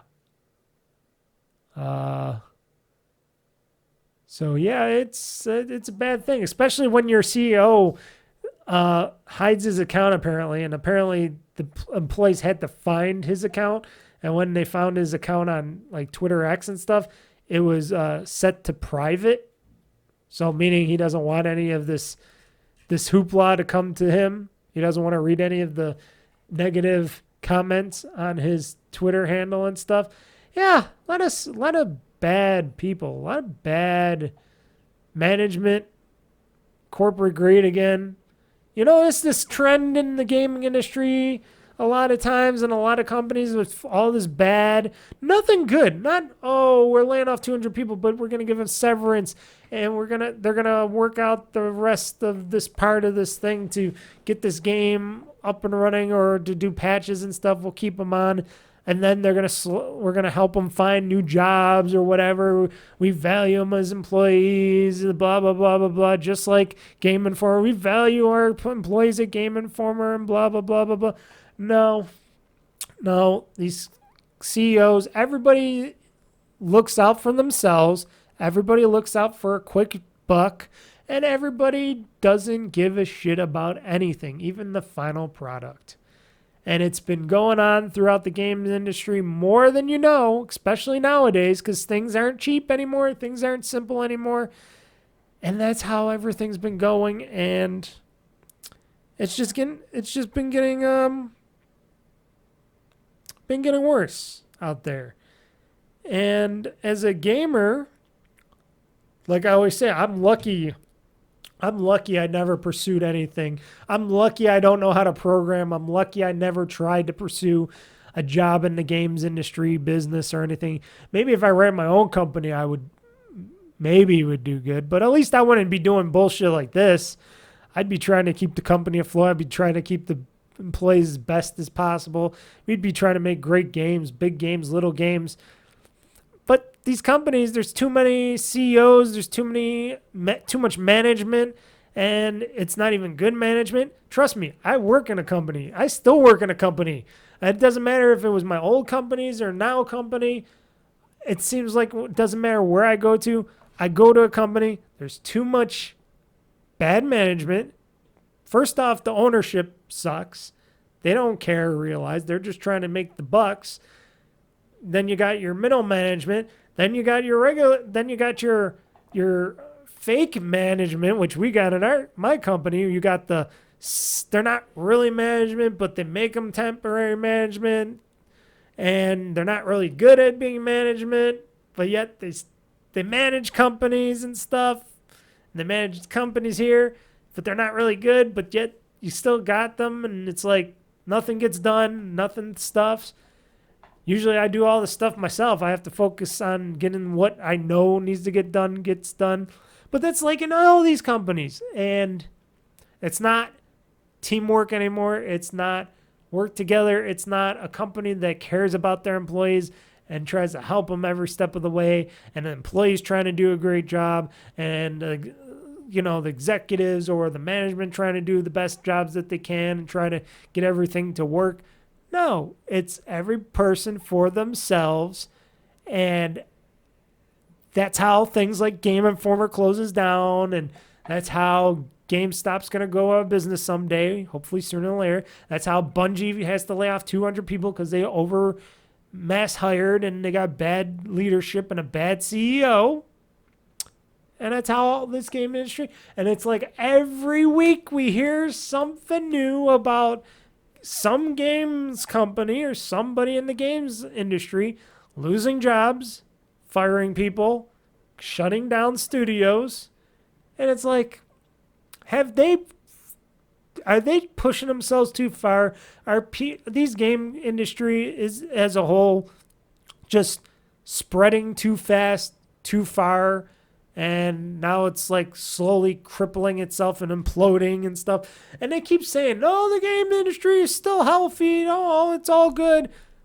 I still got that feeling that someday, I hate to say this, but someday in the future, I could still see the game industry just imploding on itself again. And then you get into another games recession or whatever. And this time it'll be global because now it's like these companies are global companies. They're not just, United States based, not European based, not Japanese based. No, these companies are for all over. It's not just if the United States games industry crashes like before when the whole gaming industry had the games industry crash of the early days of the Atari and stuff days and the arcade days, that they bounced back up because Nintendo got them back up. The whole dominoes could fall down. Now, Nintendo could still survive because they haven't had that bad of issues. But even then, the great Nintendo could have their mishaps and fall. It's just the way it is nowadays. And is it because these companies are pushing too much for new games? Is it just because the games are getting too expensive? Is it because of everything else, or is it because of everything? I think it's because of everything. I think they're making games too big, too expensive, and then they're trying to sell them at ridiculous prices and try to chop up the games into sections where they can sell you this section first, this section second, that third, so they can recoup more of their costs. And instead of giving you a decent, solid, respectable product, now it's just like piecemeal. Oh, you don't like it? Too bad. Here, you want the rest of the game? It's going to cost you even more. And it's not really that good. Or someone's broken. Or whatever. And then people like me wait for game sales and games to drop in price and stuff like that. And then they lose out on a lot of that money because they got too greedy. And then it's like, oh, I'll wait till this game's like 10, 15 bucks. You know, I'll wait. Well, I'll wait. But it's been really bad lately. Really bad. And I hate to break even more bad news, but this could be hitting us here in the States. But right now it's in the UK. But whatever happens in the UK usually comes back to bite us in the freaking gaming asses in here in the United States. And this is only for us people that do Microsoft Rewards. Now, I am a Microsoft Rewards points kind of guy. I like to earn Microsoft Rewards points online through Bing and the rewards, the Bing rewards. I like to earn it from my Xbox gaming rewards pass and stuff. And now I'm hearing that in the UK, at least for now, but it'll come here to the States. Oh, don't you worry. Microsoft Rewards is nerfing its weekly console bonus in the UK, which is basically a big setback for Microsoft Rewards on Xbox. So Microsoft Rewards has over time been suffering some setbacks because, you know, people are finding out, oh, earning these Microsoft Reward points are good. Me personally, I like getting Microsoft Reward points because now I got all these points. I'm going to be able to buy 2 games from my Microsoft Reward points. First, it's going to be Star Wars Outlaws, and I'm going to get that for pretty much, I can get it for free if I want to use all my Microsoft Reward points, but I might just pay like $20 for it. I don't know. Maybe I'll try to get it for free. I don't know. Maybe I'll cash in too. But I got over, what is it, like $80 in Microsoft Reward points right now. I got a lot of money in Microsoft Reward points, so I can cash all that in, and I can put that towards a brand new game. I can go get Star Wars Outlaws, that $70 game, for my Xbox. Or I could get an Amazon gift card or something to buy it from Amazon or something, physical copy, or whatever, if I wanted to. But I want to get it for Xbox, and that's what I'm doing with my Microsoft points. So I can save money on new games. That's what I'm going to do when Assassin's Creed, I keep forgetting the rest of its name. Assassin's Creed, the Chinese one. What's it called? Oh, Mr. Mike, why'd you forget its name? It's been a little while since I've been talking about it. But the new Assassin's Creed game that's coming out, folks, the one that's going to be in China and stuff. That, or Japan, sorry, Japan, not China, Japan. I got China on the brain right now. That's going to be coming out. I'm going to use my Microsoft Rewards points for that as well, saving myself a significant dollar amount off of that. So I'll be paying like $20-$30 for that game as well. And that's good for me because that's less money I have to spend on gaming. So, you know, Game Pass helps me save on gaming. Me earning these reward points saves me a lot of money on video games and stuff because when I go to buy them, I can cash in some reward points and get money off of my game purchases. That just makes it a whole lot better for me, you know, on top of waiting for sales and stuff like that. But if right here in the UK, apparently they're saying that they're getting rid of the weekly console bonus, which allows customers to rack up hundreds of points per week. Here in the United States, I can rack up, when I finish my rewards bonus, which I could show right here because I have it right here. I got my weekly console bonus. I can, here, I'll just show this whole thing here. I know that you can't really see it on the monitor, but if you can, that's what it looks like. I can earn 250 bonus weekly points by just playing on my Xbox console. So if I play on my Xbox console for 5 days, and I play it for, 19 minutes a day for 5 days, I will earn 250 extra points on top of everything else. And then I also do all the quest stuff and all the other beginner stuff. And then eventually I go and I'll get the quest dedication, 500 points for that. And then eventually if I get to the quest completionist, then that's another bonus 1,000 points. That stuff adds up. That stuff racks up. And on top of that, and the Bing reward points that I get every week that I do stuff, surveys, all that stuff, that adds up. So them taking away something as juicy as, oh, you just playing your Xbox console for 5 days a week and getting that extra points, which for the UK, it was weird that they're only doing like 175 points or whatnot.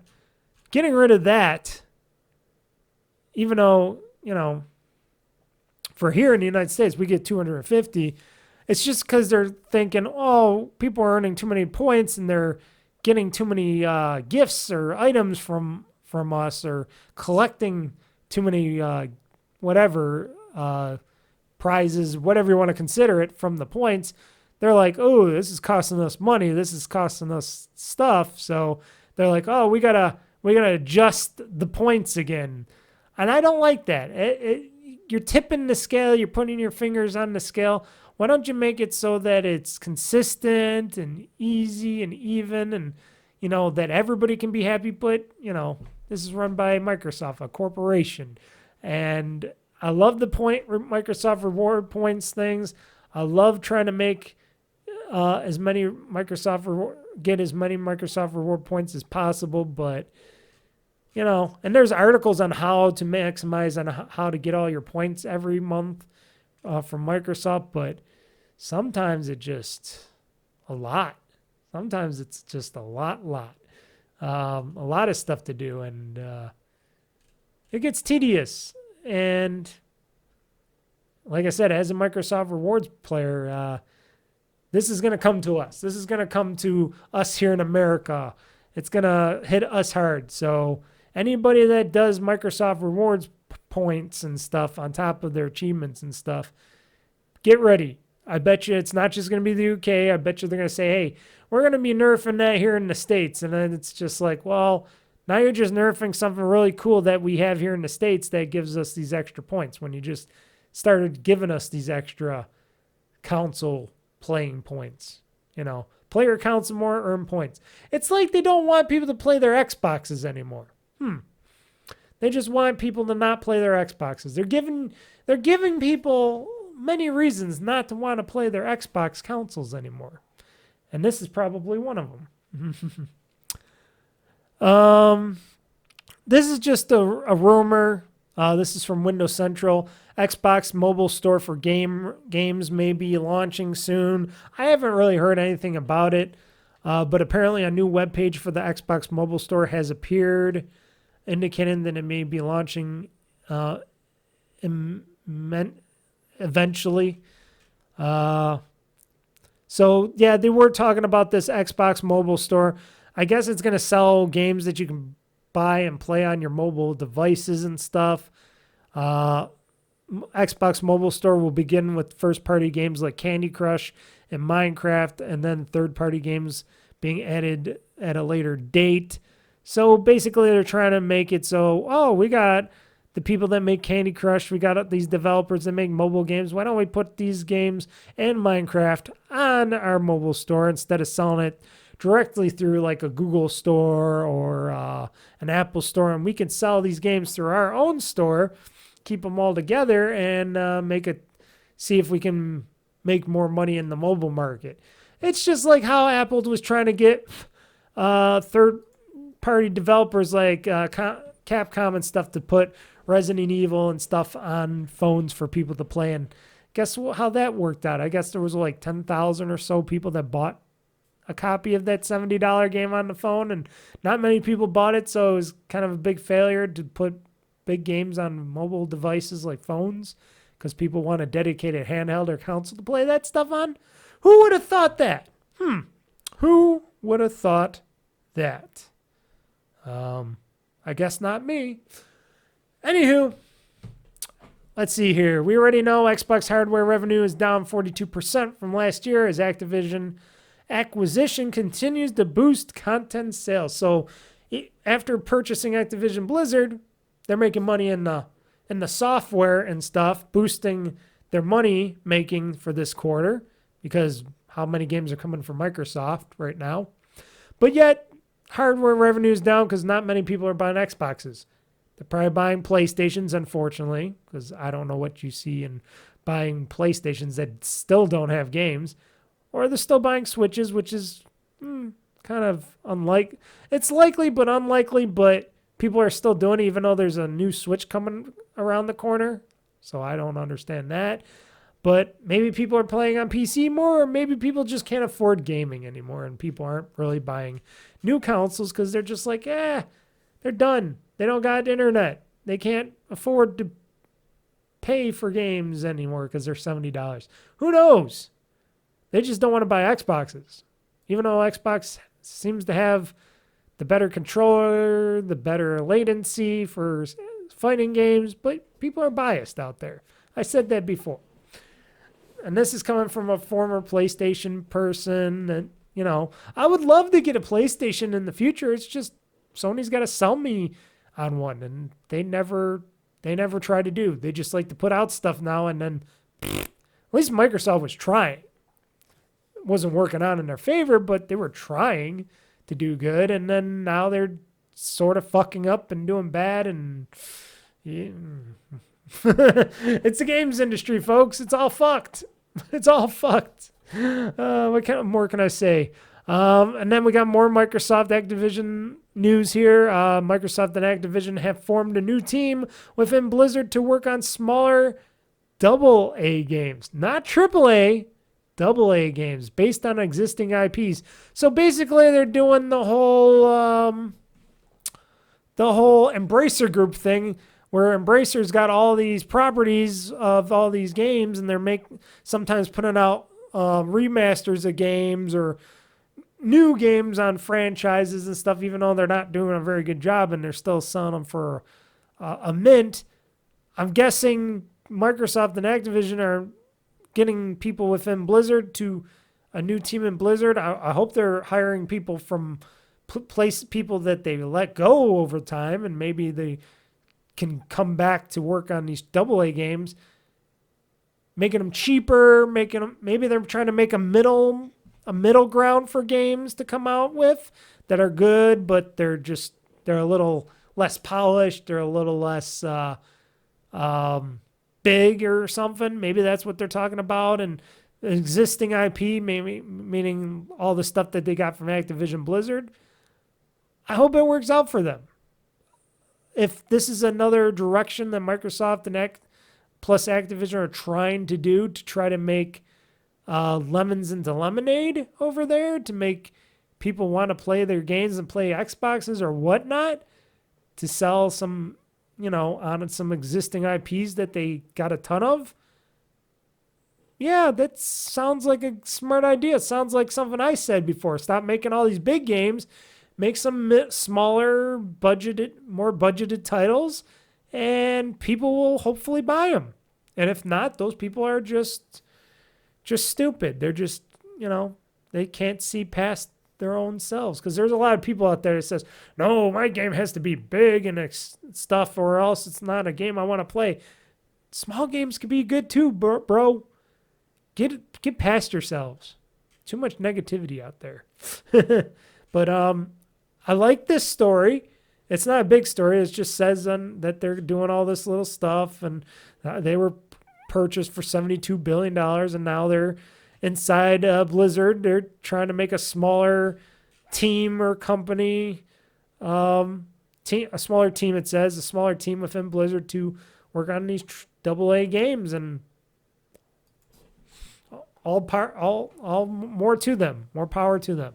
I hope it works out.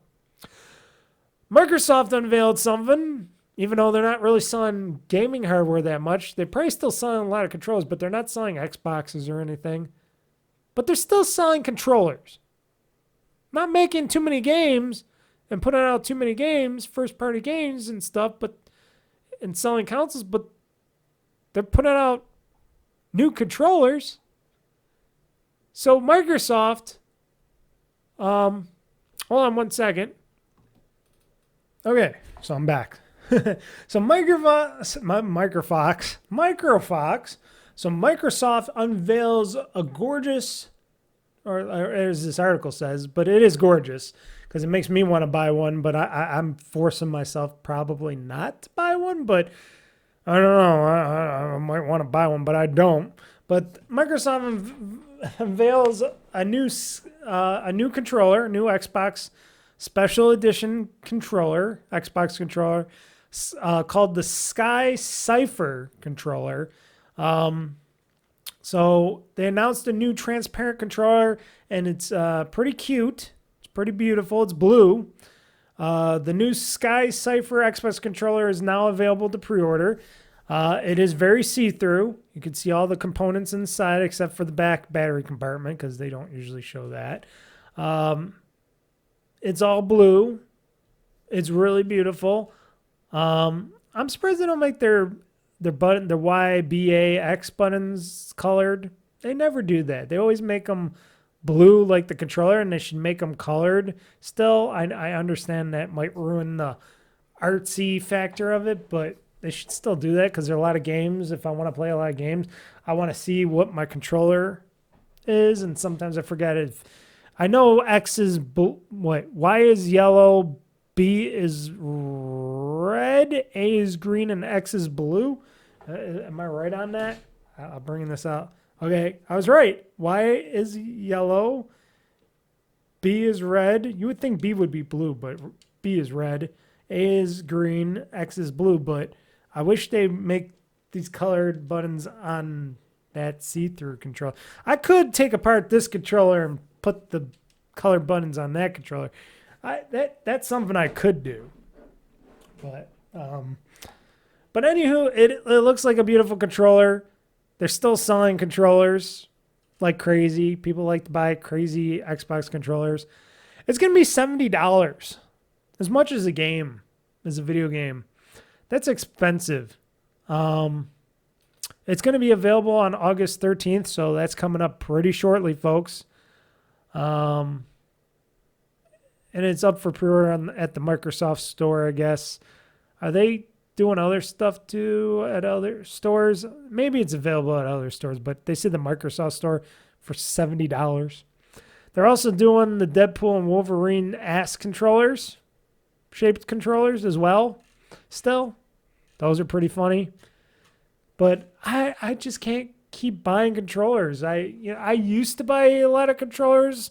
I used to be big. Back when gaming controllers were like $40, $50. I used to buy a lot of Xbox and gaming controllers. I used to collect them a lot. And I did buy a bunch of these Xbox Series controllers, that like the Xbox original Duke controllers. I bought 2 of those. I got 2 of those Dukes in my house. Or I got 3? I forgot if I got 2 or 3. I think I got... Do I got 3? I don't even remember anymore. I got 2 or 3 of the Dukes. But yeah, I used to be a big controller head. Just like people are sneaker heads and stuff like that. They just buy a ton of sneakers and stuff. I used to be a big controller freak, and I used to buy a lot of gaming controllers. I have a whole bunch of them. They're just sitting there. I have them back in their packaging, and they look beautiful sitting on my shelves. I got the Tomb Raider, the Tomb Raider game when the new Tomb Raider for the 360 came out. Or was it? Yeah, 360, and it was that new Tomb Raider Hotness game. I got that special edition controller. I got a whole bunch of special edition controllers. Oh, I used to love buying those controllers. And I would still buy them, but I don't want to be spending $70. And I don't need millions of... I got so many Xbox Series controllers. I got 2 here. I got one still packaged up somewhere. I think it's in a box here or downstairs. I got one brand new in a box. I got controllers up the ass. I don't need any more controllers. It's only one of me. I have one controller here for my PC and one dedicated to my Xbox here. That's all I need. But the Sky Cipher Xbox controller, if it ever went down in price, if they ever sold it for like $40 or something, sure, I'll buy it. But not $70. Not $70. Nope.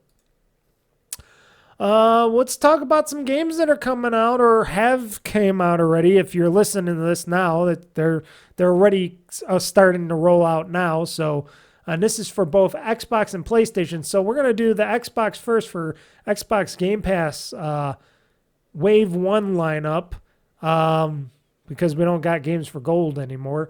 So Creatures of Ava coming to Xbox August 7th. That would be today as I'm talking on this podcast. So you guys already have it out. Crash Bandicoot Insane Trilogy coming out August 8th. That's tomorrow as I talk about it on this podcast. So you guys will have that out already. I already own Crash Bandicoot Insane Trilogy, so I don't really care. And Mafia Definitive Edition, August 13th. Now, I got Mafia 3. I don't got the original Mafia. I got Mafia 3. So that is a Mafia game that I do got. I don't got... So maybe I'll play the Mafia Definitive Edition. Maybe that might be something. I tried playing Mafia 3. I just stopped playing it all of a sudden. I should get... It wasn't... I didn't think it was that bad, but maybe the original Mafia Definitive Edition or whatever might be good. I could get it for PC too, so I could play this on my ROG Ally. So maybe I'll give it a try on August 13th. I don't know. Maybe I'll give it a little try or something, or I'll do a video of it or something, a Let's Play or something. I don't know. Especially after I beat Initial 2. Then there's some games leaving Game Pass on August 15th. Airborne Kingdom, Off-World Trading, Shadow Warrior 3, and Texas Chainsaw Massacre. I forgot the Texas Chainsaw Massacre was on there. I guess some games. They're not the big hitters, but what do you expect? It's games that are, been out for a while. They come on the service. They come off the service. I think Mafia and Crash Bandicoot are decent games. I don't know what Creatures of Ava is, but it might be interesting for some people out there.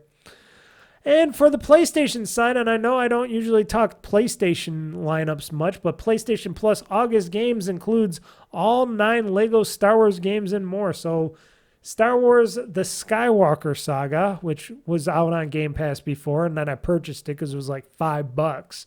So they're always pimping the Lego Star Wars Skywalker Saga all the time. So this is coming in August for PlayStation Plus. Lego Star Wars The Skywalker Saga, Five Nights at Freddy's Security Breach, Ender Lily's Quietus of Nights, and that's it. Those are the games, 3 games that are coming out for August. So if you're wanting some games in August, those are the games that are coming in August. And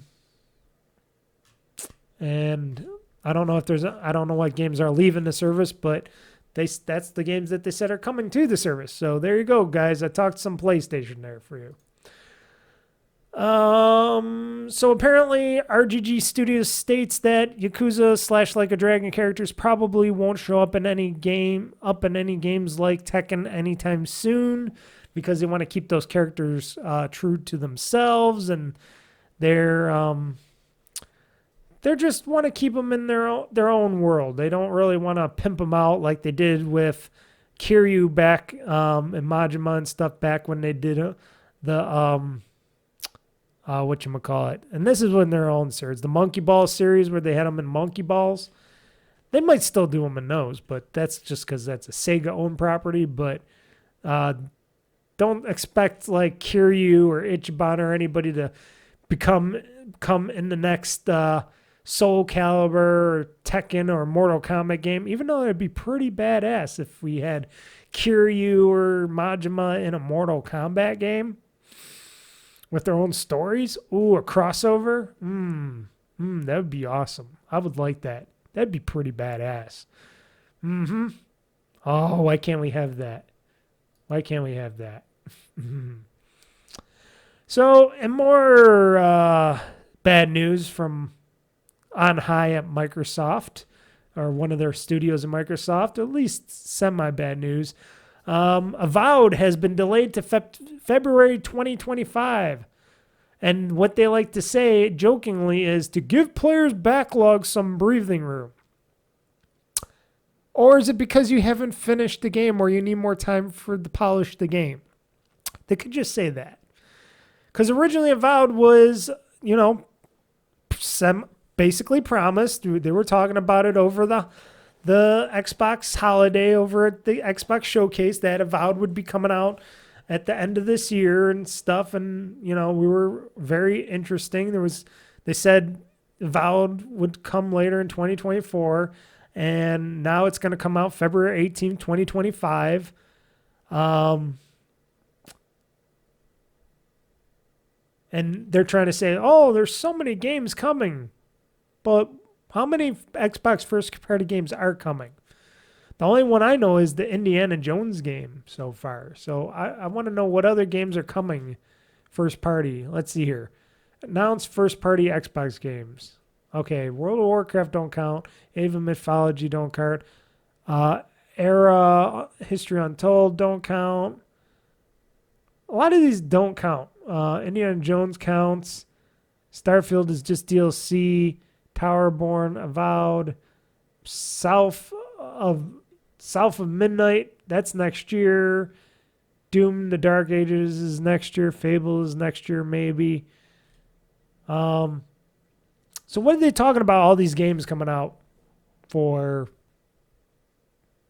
Xbox? What's all these games? Sure, I got a backlog, but that's only because I buy a ton of games all the time. How many other players say they got backlogs? I think they should just have said, instead of saying, oh, we're delaying it and saying, giving players backlogs some breathing room, maybe they should just said, hey, all these companies are coming out with their big end games like Ubisoft with Star Wars and this and that.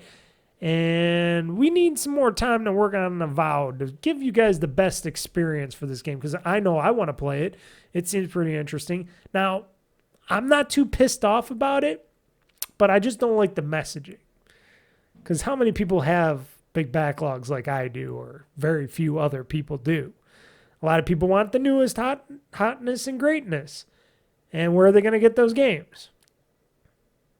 They could have been a little bit more truthful. I know if any gamer has any knowledge in the gaming business and the industry and a brain, they know that they just delayed Avowed because they want to get it right. And they just want people and players to be able to play it with the best of their ability. You know what I mean? That's what I'm thinking. But when it comes out in February, that's okay, because what games are coming out in February anyways? Unless if they push Indiana Jones and the Great Circle back, because it's still supposed to come out this year. We're already in August, then it's September, October, November, December. You got 4 months after this month. They got to announce it to come out sometime. What's going on over there in Machine Games and stuff? Indiana Jones, are you coming out this year or not? Or are you going to get pushed into 2025 as well? And yes, they got Microsoft Flight Simulator and Call of Duty Black Ops 6 coming. Okay. But still, what do you got coming up? What else?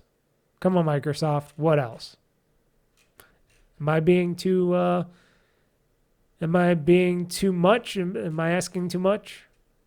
Like I said, it doesn't really matter. Just as long as they get the game polished and they get it really good, I'll play Avowed in February. I'll play on my ROG Ally. I'll play on PC.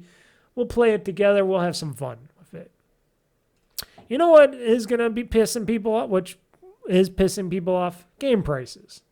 And one of those game prices is apparently the uncensored Lollipop Chainsaw Remastered gets an early release date and a weird price. So apparently this game, this Remastered, is going to cost more than some fans are expecting of this game. For me, I'm like, well, if this is a remaster of this game, I'm sure they're going to try to sell it for $59.99 because that's what people do. In these cases, it's not the first time that's happened, but apparently people aren't happy. Certain people. I don't know who. I don't know what you would be looking for. The ham-fisted action game about a cheerleader who slices through hordes of the undead was originally set to come out on the PS5, Series X and S, Nintendo Switch, and PC on September 26th. But today, Dragami Games announced that the remaster of the 2012 cult horror game will arrive early in digital form on September 12th. So that's cool. That's the part of that has the fans hyped. The part of the announcement that's going over less well is that the remaster's retail price tag of $45 has a price tag of $45. Some fans seem to think that the price of the digital think that's the price of the digital version. But that's apparently the form from the producer Yoshisuda is that's for the physical editions, which often tend to be slightly higher for limited runs. But apparently, let's see here. Yeah, it says Lollipop release date for Lollipop Chainsaw Repop Digital is September 12th in North America, Central and South America, and Europe. And the retail price has been confirmed for $44.99.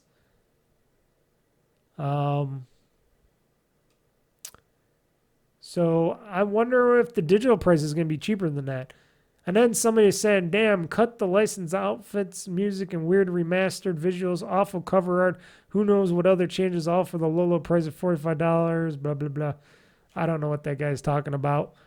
It's supposed to be almost exactly like the original game, so we'll see. We'll see. It's coming soon. September 12th is coming soon. They were talking about how the year. Let's see here. The Lollipop Chainsaw and its recent remaster was only $25.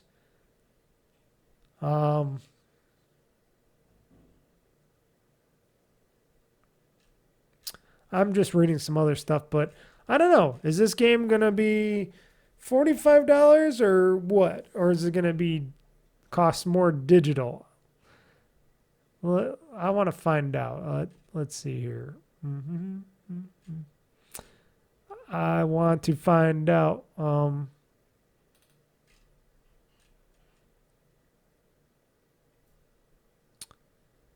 Let me see here. Let's go to Xbox because that's a great place. .com. Let's go search in the games category and we'll type in Lollipop Chainsaw Repop.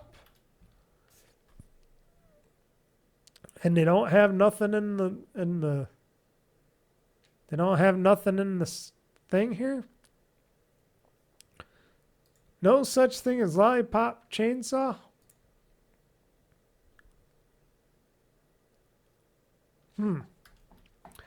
What the hell, Microsoft?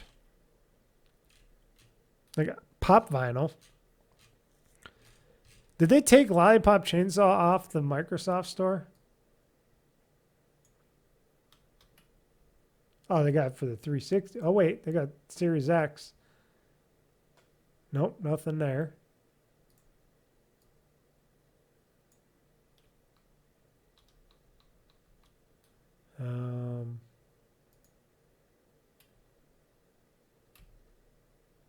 No, got nothing here. Okay. How about sorry about this. This is very boring. I'm trying to see if they got the Repop version. Pre-sales.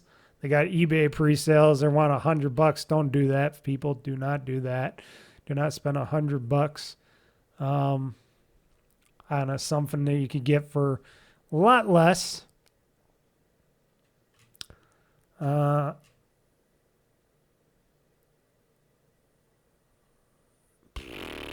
I'm not seeing anything. Let's go to the official site. Is there any way to pre-order it? Let's see here. 6. We'll type in my birthday here. I can't believe they still do this. I know they don't want the little kiddies to see this stuff. High graphics. System, movie, story, news. Coming out everywhere. First trailer. Got a nice website. Very populicious. Very populicious and crazy. Story. They don't got no place to purchase it from, though. It's not like they have a thing like purchase here, pre-order here. Juliet. Main character, Juliet. It says, okay, the download version price tag. $49.99. Okay. Release date, September 25th, 2024. So it's $50. So how come the physical copy, they're saying, is $45? Is there something I'm missing here? I'm trying to look at this. They said the Remastered's retail price is $45. So I go to Amazon. I don't know if they're selling on Amazon. Lollipop Chainsaw. Let's go. Lollipop Chainsaw Repop. Okay, that's just a poster of her and her butt. That's just her in a skin tight whatever. And a lot of posters of her. A lot of poster porn. A lot of poster porn on Amazon of her. Ooh. Does Limited Run Games have it or something? It said Run Games. Or is it just Limited Run? They just call themselves Limited Run? Oh, no, they're Limited Run Games. Are they the ones doing the Oh, they are doing the Lollipop Chainsaw. Okay. Okay, let's see what the game is. Yeah, it's $45 for the physical editions. And then if you want the special cheerleader one, I didn't know they had a special cheerleader edition. You get get the music. What is it? The CD. You got Juliet. Let's see here. What do you get on that? What do they say is that? What is that? Oh boy. Why do they put that? Okay. Physical copy of Lollipop Chainsaw Repop for the Series X or whatever you get it for. Lollipop Chainsaw Repop Collector's Box, Soundtrack, Art Book, 10 centimeter Juliet Starling statue, Nick Charlis's head keychain, a metal, bunch of garbage. I like the statue. I always like a good statue. I like the soundtrack. That costs what? What does this cost? $149 plus whatever you have to pay for shipping and stuff like that. That's coming out in May. I don't know. Do I want to get a stupid collector's edition of Lollipop Chainsaw? From Limited Run. And then the game itself is only $45, like they said. Interesting. From Dragme Games. I don't know, guys. It is $44 for the original copy, but if you buy it digitally, it's $50. It's more. So you save yourself. Well, you don't really save yourself because, like I said, you got to pay for the shipping and handling and stuff like that from Limited Run. But maybe.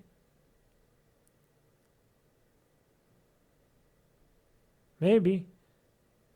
It's funny. The Xbox version they got plenty of, but the Switch one they got limited edition. Oh, they got a limited amount in the Switch edition. Okay. Weird.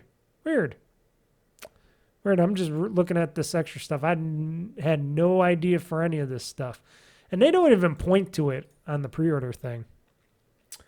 Anywho, let's finish up this this podcast, folks, with one last news story, and then I can let you guys go. And it's been over 2 hours, so yay! We're still on record for the longest podcast of me rambling on. The Ramblin' Show, folks. So, final games news. Sega trademarks Yakuza Wars in Japan. Ooh, what could this be? The next Like a Dragon game? Or could it be something else? Could it be like... I know they like to do their mid games, and I'm still waiting to see if they're going to do more Judgment games. But could Yakuza Wars be something in between? What could that mean? What could Yakuza Wars be? What could they be doing with Yakuza Wars? I am interested. That makes me very interested. Apparently, they trademarked this on July 26th in Japan, which was made public as of now. And as a guy that loves his Yakuza games, so much so, I am very interested in what this is going to bring. I don't know what it is. Nobody knows. RGG Studios will tell us eventually, but Yakuza Wars, could it be something really interesting and big?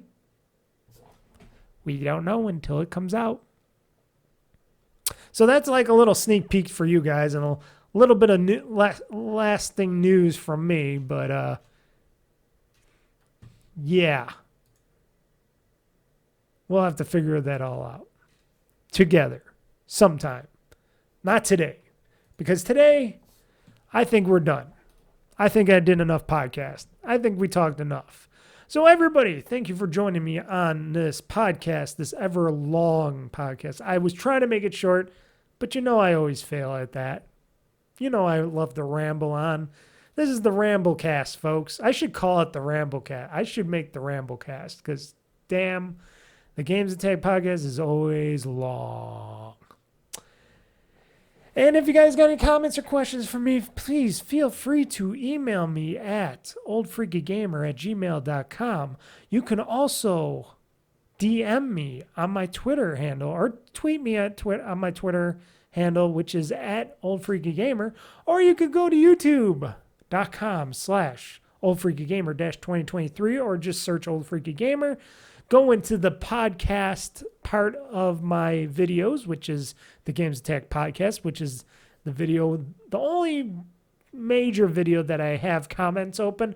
I always keep the comments closed on all my other videos and such, but for live streams and podcast, I keep the comments open because I like to keep them all together. If you guys got any comments or questions, please feel free to jot it down for me on YouTube, my YouTube channel. Under the GamezAttack podcast feed. And like always, enjoy. And please subscribe to my YouTube channel at OldFreakyGamer, which is on YouTube. So OldFreakyGamer on YouTube, search it and subscribe. It's free. It won't harm you. It's not going to bite. I just give you some videos a few times a week. Who loves videos? I love videos. Just reminds me, I got a video that has to go up today. I forgot almost to post it. So I'll be posting it after this podcast gets done. Also, another thing, folks, I have a website. It's oldfreakygamer.com. That is oldfreakygamer.com. That's where I post all my videos. I don't post too many articles, so I don't really say articles, but videos, this podcast, the schedule, some other stuff, my Twitter's stuff, other links. That's oldfreakygamer.com. Check it out. You can also watch my live streams through oldfreakygamer.com if you want to go there and you want to go right to, if you forget how to get to my YouTube channel for some weird reason, you can click on that. I have it always live streamed on my website at oldfreakygamer.com. I am Mr. Mike. This has been the GamezAttack podcast. Once again, thank you, GameInformer, for all the great articles and pictures that you've been giving me and others throughout the years. I'm sorry it had to end this way, but who would have guessed that GameStop would have been a shitty company? Who would have guessed? They would have fucked it all up. Anywho, rest in peace, GameInformer. To all the other people that lost their jobs from Bungie and so many more in the games industry. It's always hard. It's always sad. But we'll all get through this together. Now I'm going to get that video posted onto my pages and stuff and on my website, my recent video. I played, as you're listening to this now, I played more Supermarket Simulator, more mods, pretty fun. Then I got the live stream, the GameOn live stream, which is already passed for you guys because the podcast is coming out on Monday, so it's already passed. I'll play more Initial 2. I think after that, there's going to be something else I got some ideas for other games I'm going to play, but Initial 2, I'm going to get through that. So you can watch that. That'll be the past for you guys. And until the next 2 weeks when I come out with the next podcast, everybody, game on, game hard, world conquest. I am pushing this gaming button, and this show is now game over. So everybody, until next time, game on, and peace out. This podcast is now game over. The pace when I'm running, I always take what I want and I always give it 100. Don't need a bank, no I'm funded. Play the game like it's nothing. I'm always thankful for something. Don't take for granted, stay humble. Now wake up, it's time to look at the enemy. Look in the mirror if he is no friend to me. It's not working out, maybe it's the chemistry. It's time to break up so I can make a better me. Better believe in your mind, cause it's everything. You can mold, shape, find almost anything. All it takes is some time and some clarity to find your identity. It's mind over everything.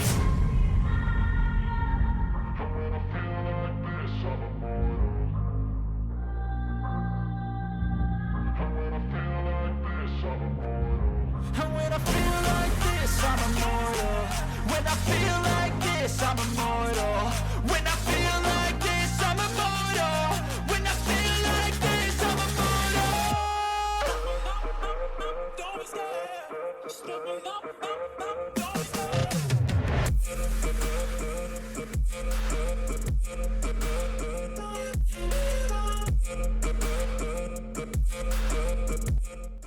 That's a good game. Enjoy your game.